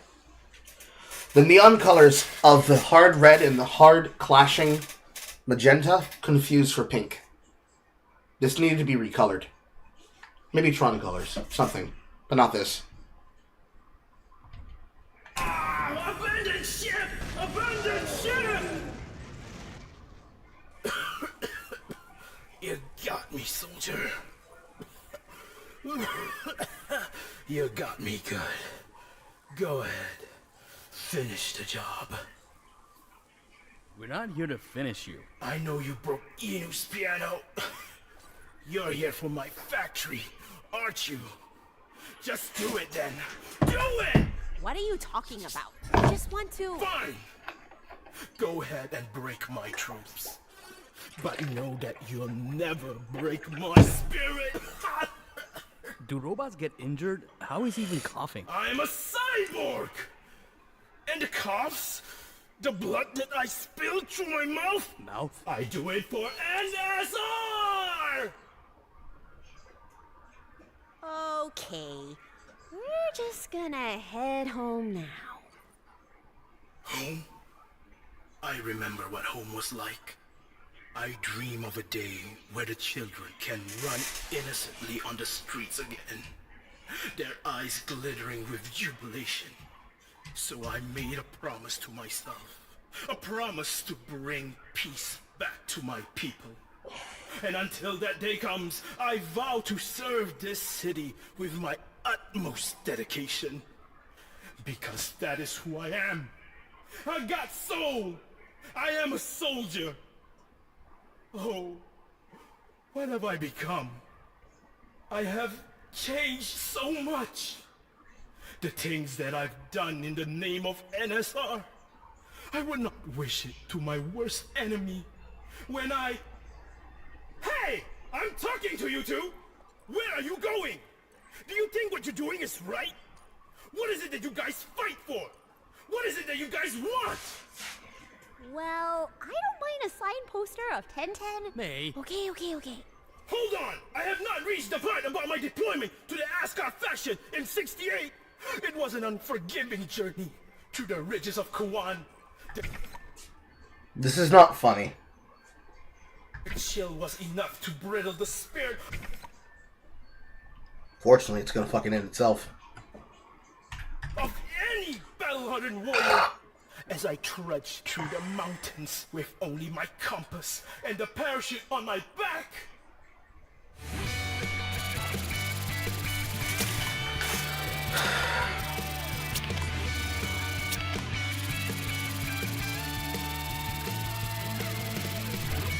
That seems like an exceptionally low amount of combo.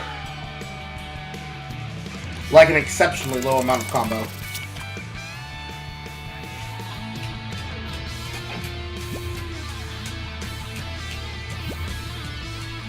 Missile launched. There's the thing.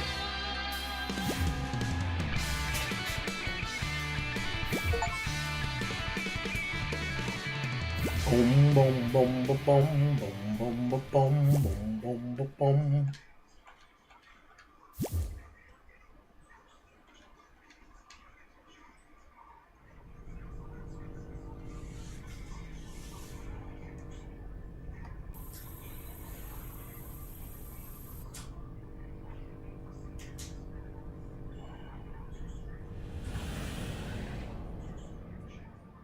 Start with 1/4 cup of water.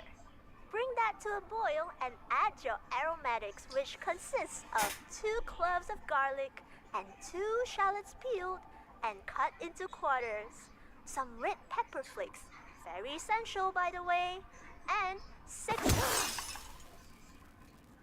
Can you please stop punching my TV? Why did you even punch it this time? Hey, look.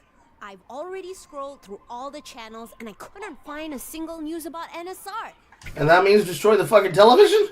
That chef had it coming. Is that really the excuse you're going with? Yeah, I mean, what's up with her hair, man? Ugh. And she kind of looks like Tatiana's sister. Ugh, forget it.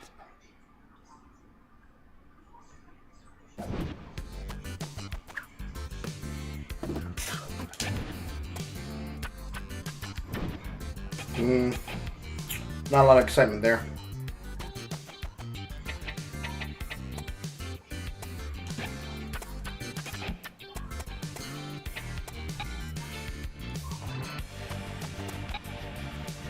Hold down X longer to execution. Hold down X longer executes more damaging finishers. Okay, that's definitely a sentence. Transformables deal double damage is definitely worth it. Rain skills have a chance to not consume. I think we wait for transform.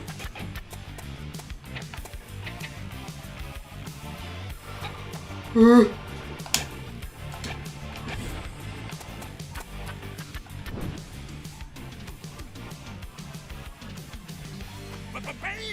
Welcome back to another special segment here on Sam FM. Get ready to jam because we have the increasingly raved after indie band Bong Bet Junction. And here's our caller today. Hello there. Do introduce yourself. Hi Sam, thanks for the chance to speak to Bong Bet Junction. Hello Mayday and Zook, I'm Arnold. How many characters have been voiced by Asians in this goddamn? So glad to be able to talk to you too. I remember tuning in some time back, and you were talking of love that you two have a reason behind the things you do. Ah, you noticed. Told you someone would, Zook. You can tell Arnold about it, May, since it was your idea. So, Bunk Bed Junction is the two of us. Always together and one. Like our bunk bed, we also share our outfits. Not in the way that you might think. We bought this suit a long time ago and split it. Zook took the top and I took the bottom. We then did the same thing with a pair of gloves. I had to cut the fingertips though, cause they were messing with my front hand. You two really are close, huh? Do you two ever fight then? Or have you always been fine with Mayday's decisions, Zook? I do try to avoid arguing, but sometimes we still disagree. And then agree to disagree. Compromise, you know? What was the last thing you two compromised on? Well, I don't know if it's a compromise, but since Mayday broke my NSR drumsticks, I had to glue them back together. You really broke his drumsticks? Yeah, but I guess I went a little too far. It was a waste of drumsticks. I mean, why the fuck would you break them in the first place? Pair of drumsticks. I'm sorry. I was really frustrated then, and I'm sorry for snapping at you and snapping the sticks. It's okay, they still work fine. I hope you'll never break my drumsticks again, NSR or otherwise. Cross my heart. Look at you two. I'd love to sit here and listen to you. That's all for today. Till next time, Vinyl City.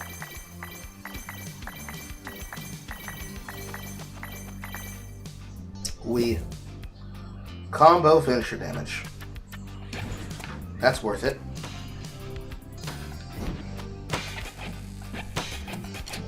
Now, how does this work? Stomp's protective shield increased when executed in the higher jump combo. Yeah, I'd say that's definitely worth it.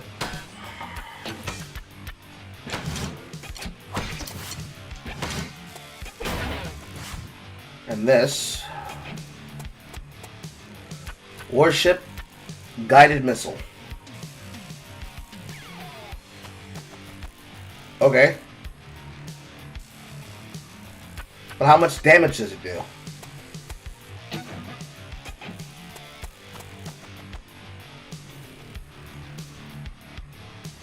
Because this will boomerang the enemies. So this is single target versus multi-target.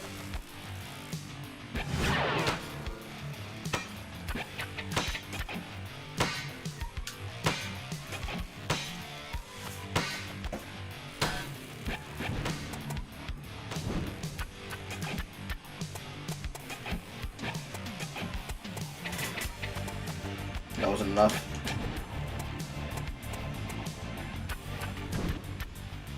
Hey, Cliff. Whoa, those are some intense scribbles. A one-of-a-kind musician awaits. seen her videos. She seems... That's Eve for you. Known to be the most... Huh? Oh, he didn't tell you? Tell me what? That's his ex. Eve and I, we had some history together. What? They used to be in a band. What? And if anyone knows her best, it's probably Zook. She was your ex-bandmate, Zook? Yeah, we didn't leave on good terms, though.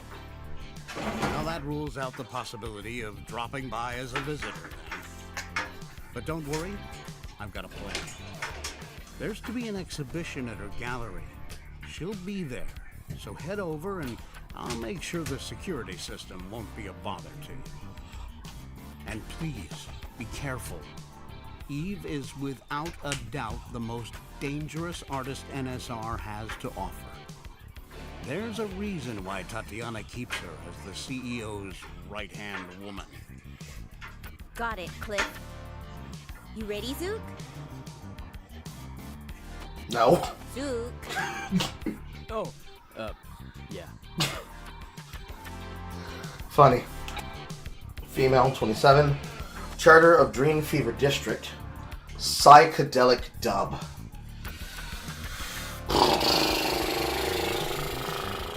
I don't know about that one. I probably am not gonna like the music. Most raises artists MSR, rules the biggest ring. District for a reason, level creativity, leagues beyond the other members.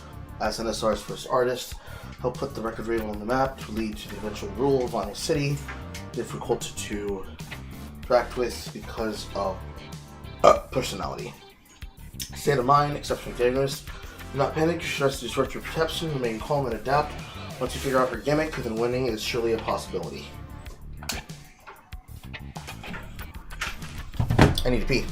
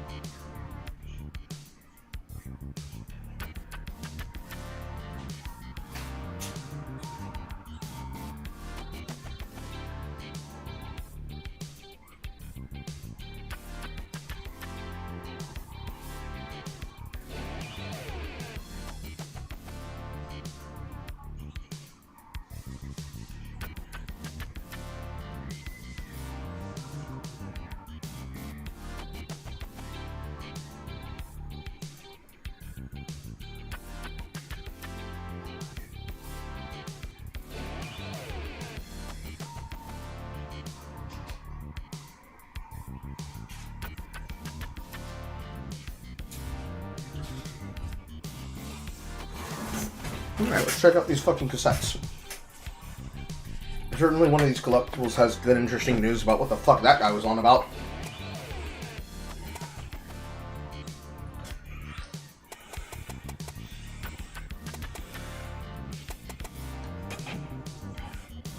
Mayday's notes of Zook versus DK West battle.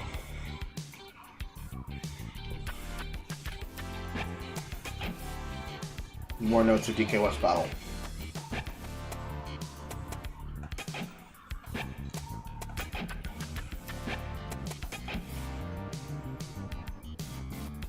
So Yunu started with her father.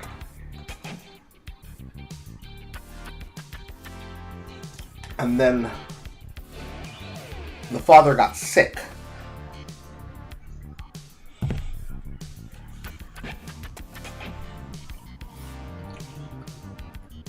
And then she kept playing in her father's memory.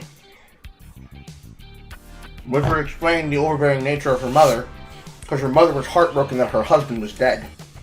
Jesus fucking Christ, it is Kingdom Hearts.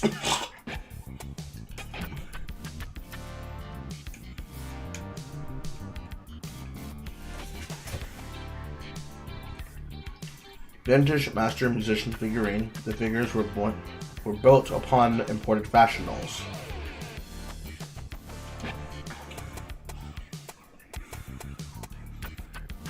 How's my favorite duo doing?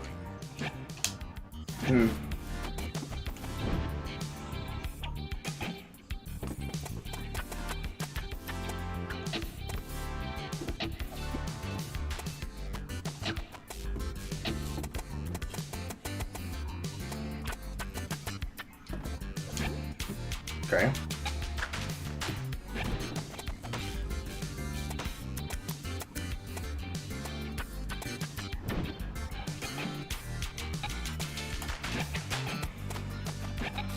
Now we have to walk the entire festival plaza.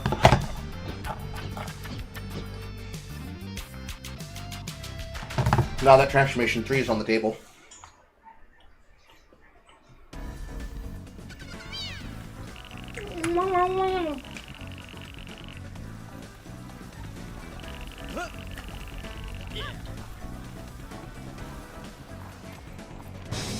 Yes.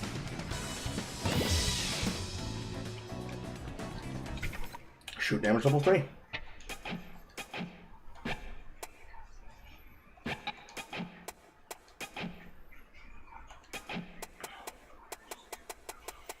Wish they were organized properly.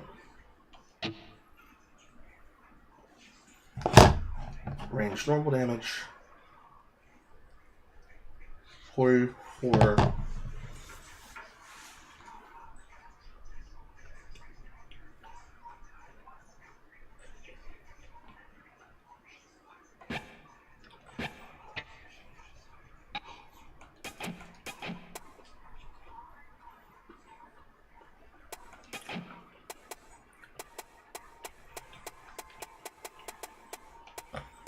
Just a 2.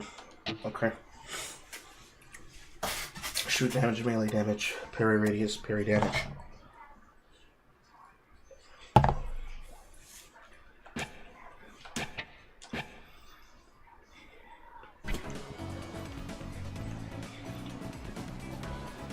What does she say now?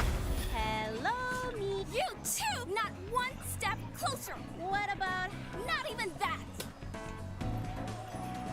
it's my turn, Python? I can see you two standing. And I was being as quiet as. Please, take your. Okay. Hopefully not. Hopefully never.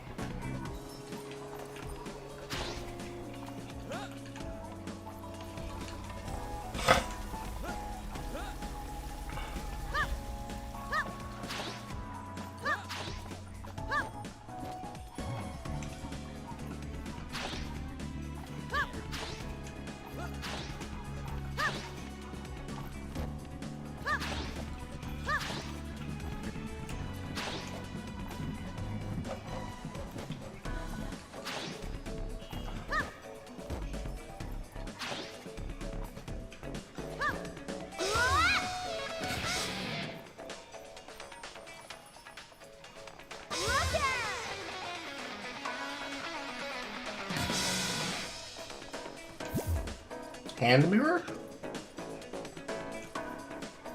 Okay.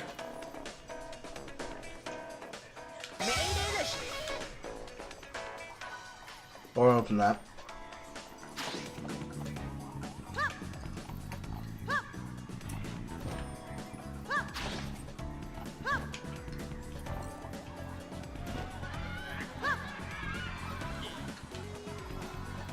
I'm not allowed to go down there unless there's another DKOS fight. Well, that's gay.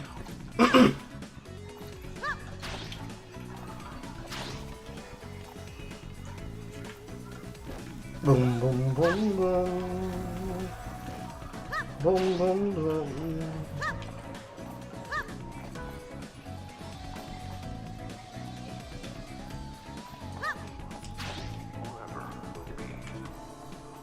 Recently, we've gone through a metamorphosis that would define our place in the universe.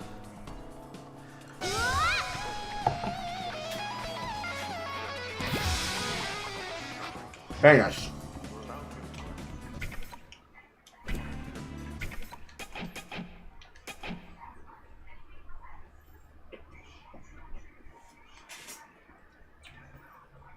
He already has speed. She's got a group changer.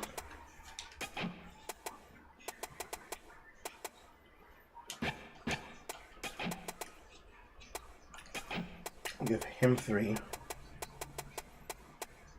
And give her 2.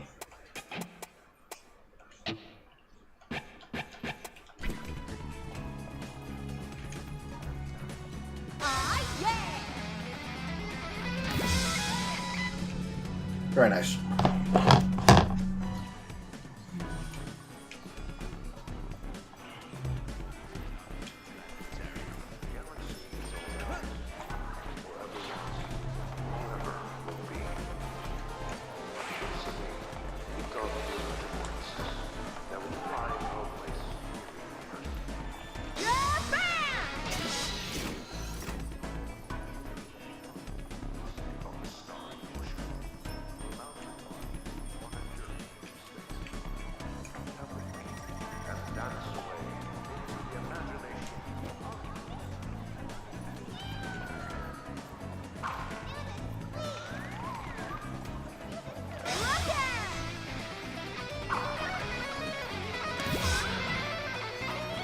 Very damage.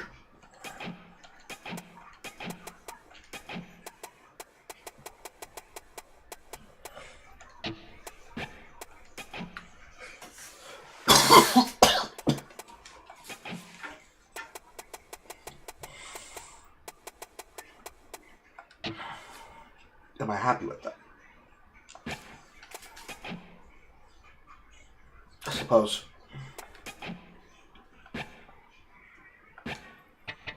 She doesn't really spend her time doing melee damage.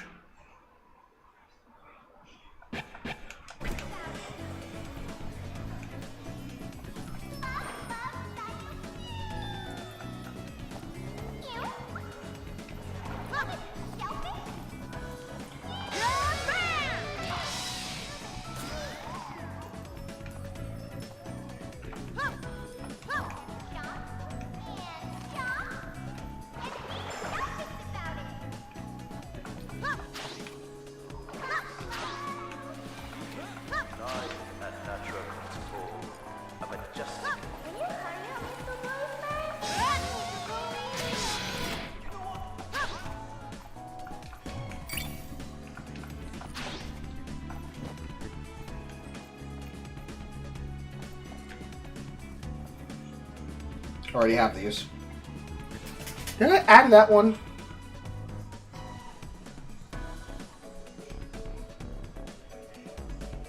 I don't think I did.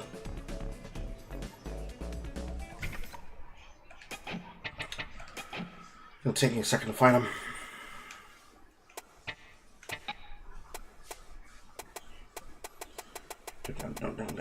Down. Yes.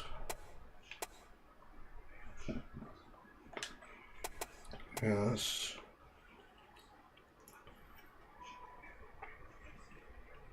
Yes.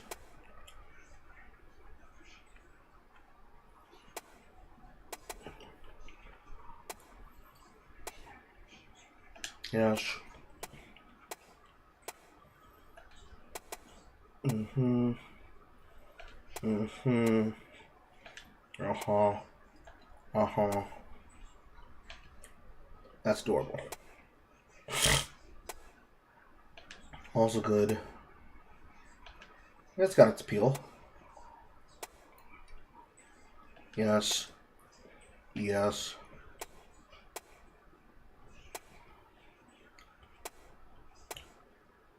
Yes.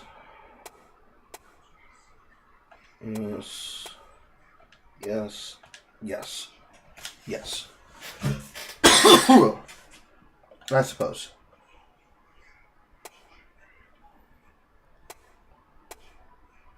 And that one. Okay.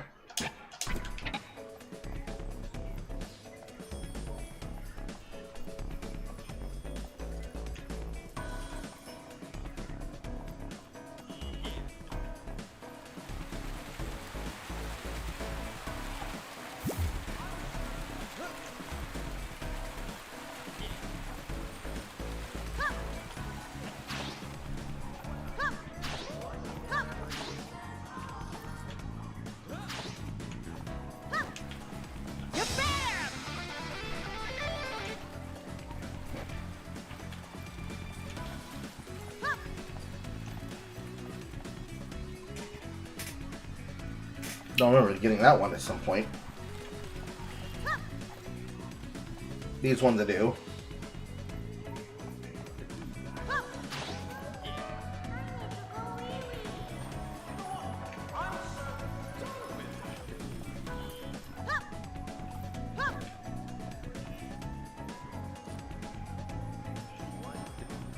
Did I add that one?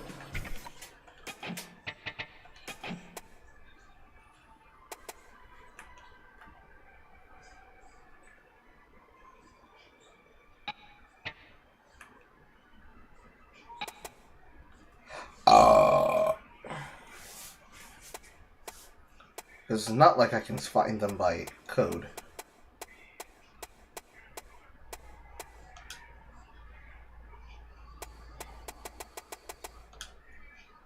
Because that's A to Z, that's A to Z favorite, C A favorite. And then I guess time unlock? Oh, if I go by this, I should eventually see it based in that order.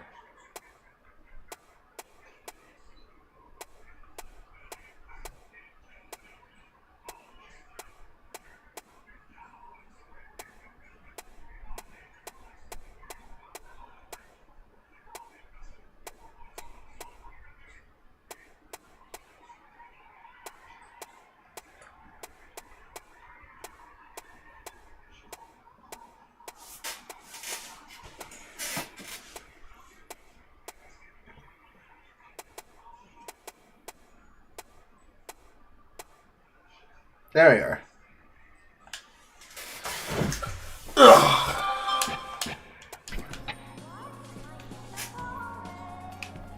Winner of 6 consecutive international finals.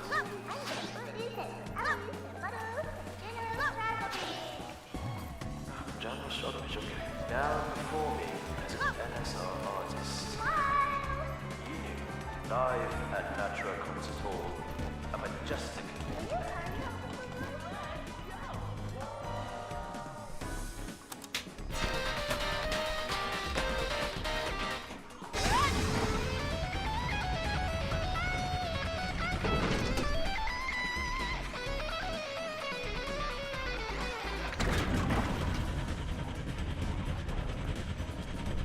Chicken Dance Barbecue.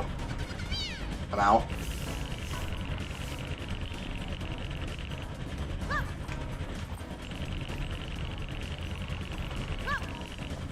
Theme parks, bright lights, and sound music, rule of order, blah blah blah.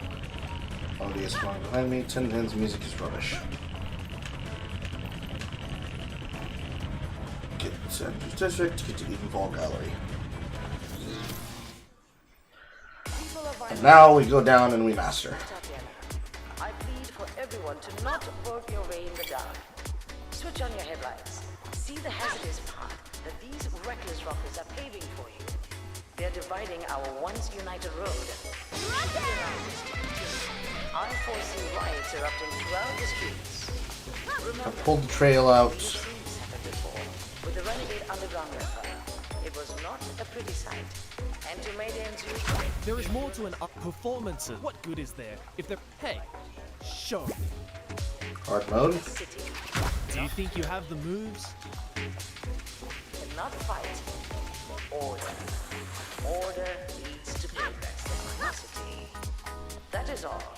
Have a pleasant evening. Then People of Vinyl City. there's lift, and there is multiple levels on that lift. Over here.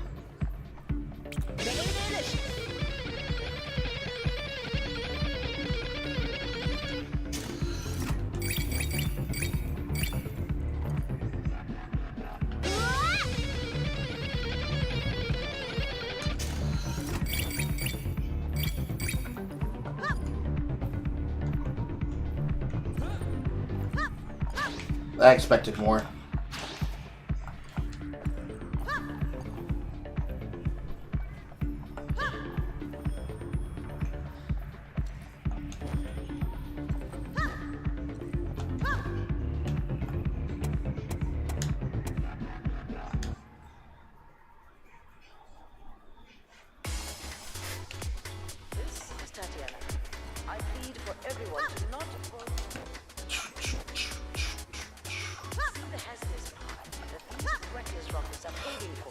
They're dividing our once united road.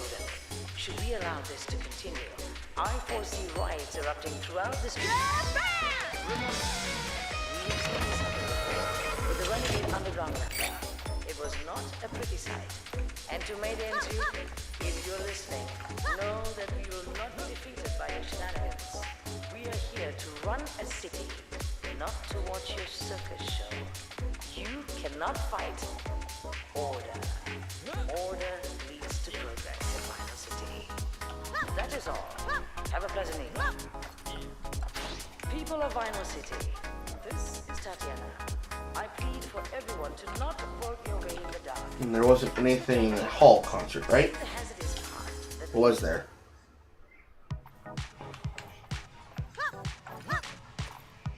No, there was. These doors.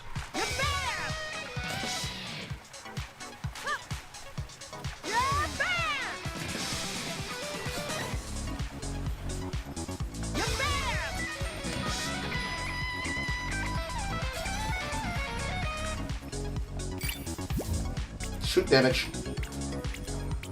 And more graffiti. Fight for it. Who the fuck is this guy?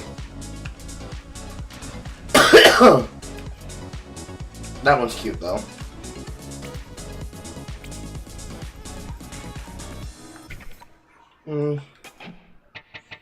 I like two of them. All three maybe. That's okay. That's okay. I lied. I'm not anymore. That's okay. And this is good. And I stubbed my toe. I stubbed my toe. Yeah, we'll do that one too. Load the art, load the art, load the art, load the art, load the art. Blah.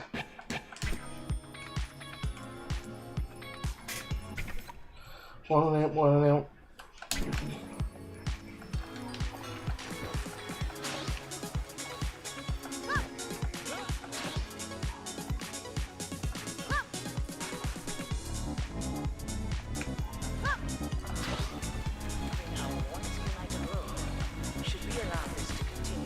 I foresee riots erupting throughout the streets. Remember, we have seen this happen before with the renegade.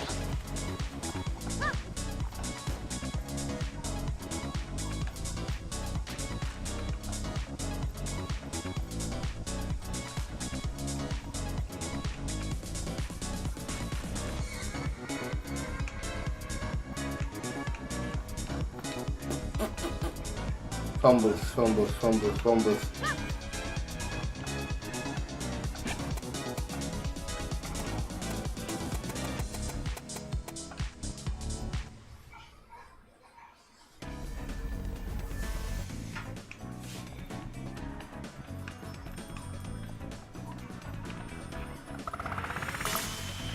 Shall I work backwards now?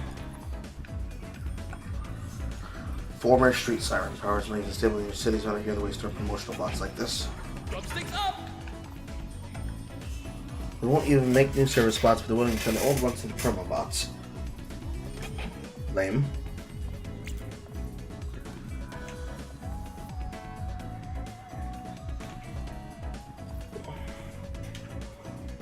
One paraphernalia, one paraphernalia, one paraphernalia. Autograph plates. So I don't know. We may see this one minute, but I'm pretty sure she has things for 10-10. It's my turn, Titan. Authentic autograph plate with significant authenticity.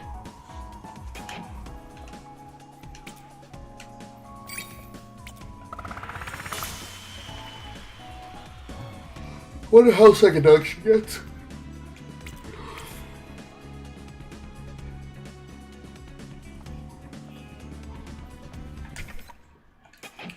Put her on the case just simply because her art's cool.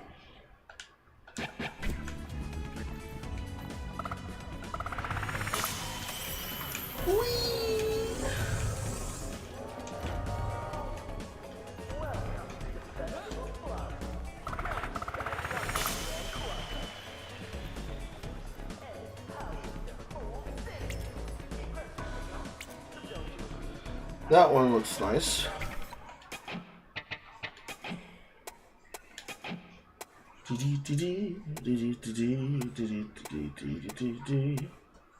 I guess they were buddies.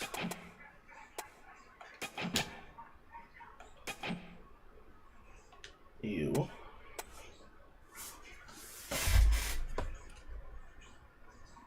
Not that one. This one. This one.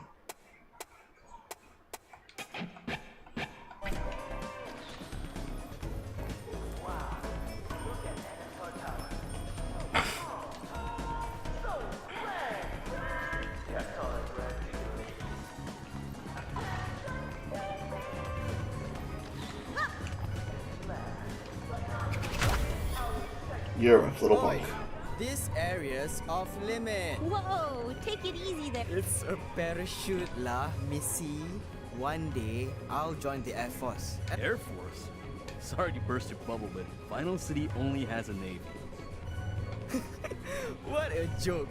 There's a flight. If you look closely, it's... No way. Interesting. Universe-based battleship? But why though?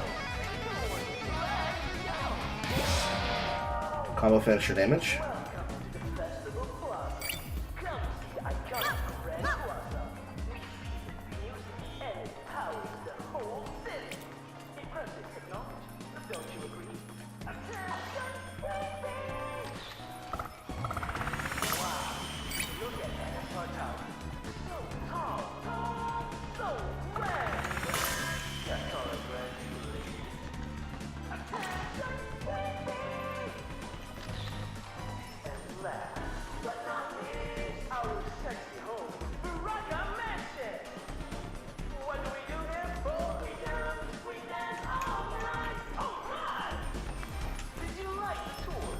There it is.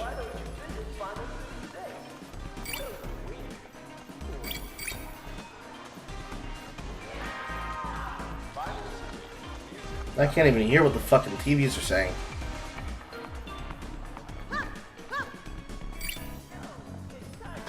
Okay, one door.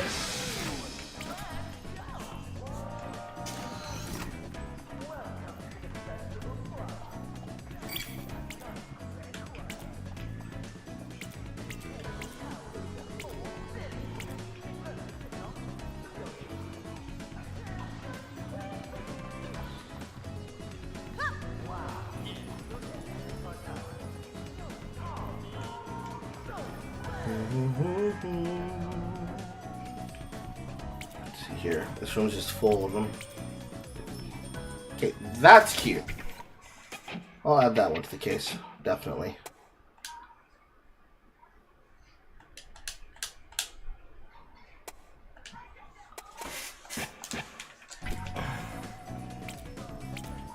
Stylized.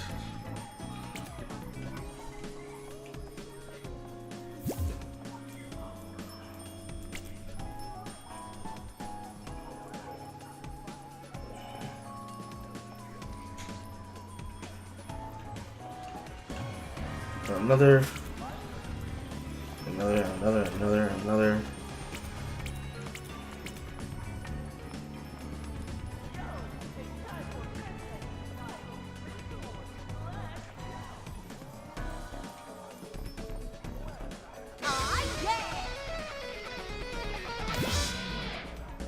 Take green too.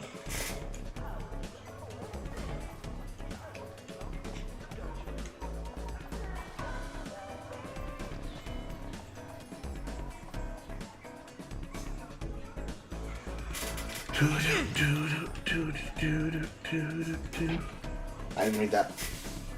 Change pipes, move on to the city, try to win a wedding, other maintenance.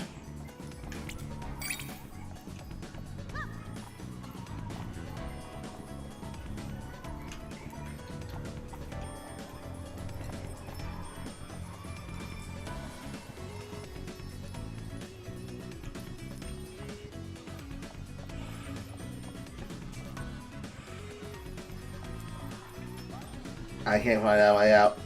I have my way out! Got it. Okay, got it. We're good.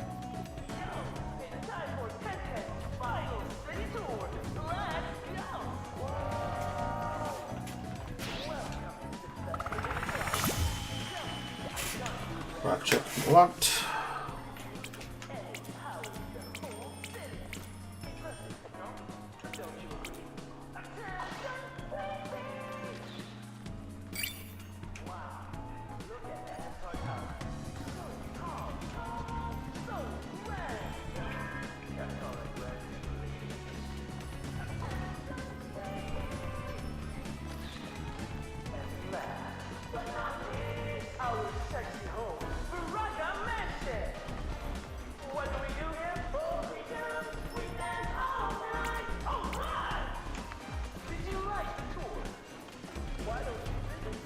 I'm even trying to navigate with one eye and I still get lost in the goddamn district.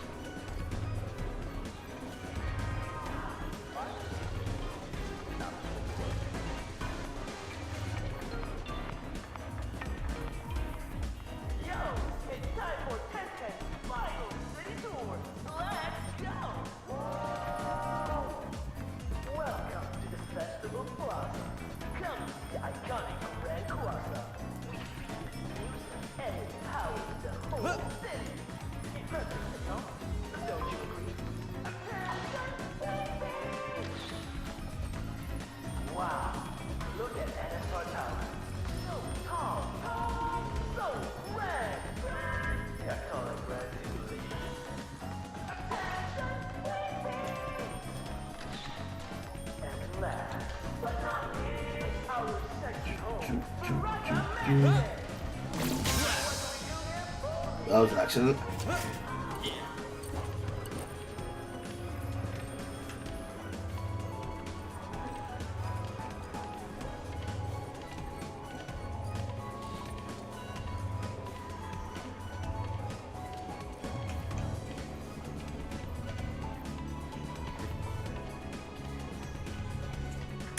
Ouch.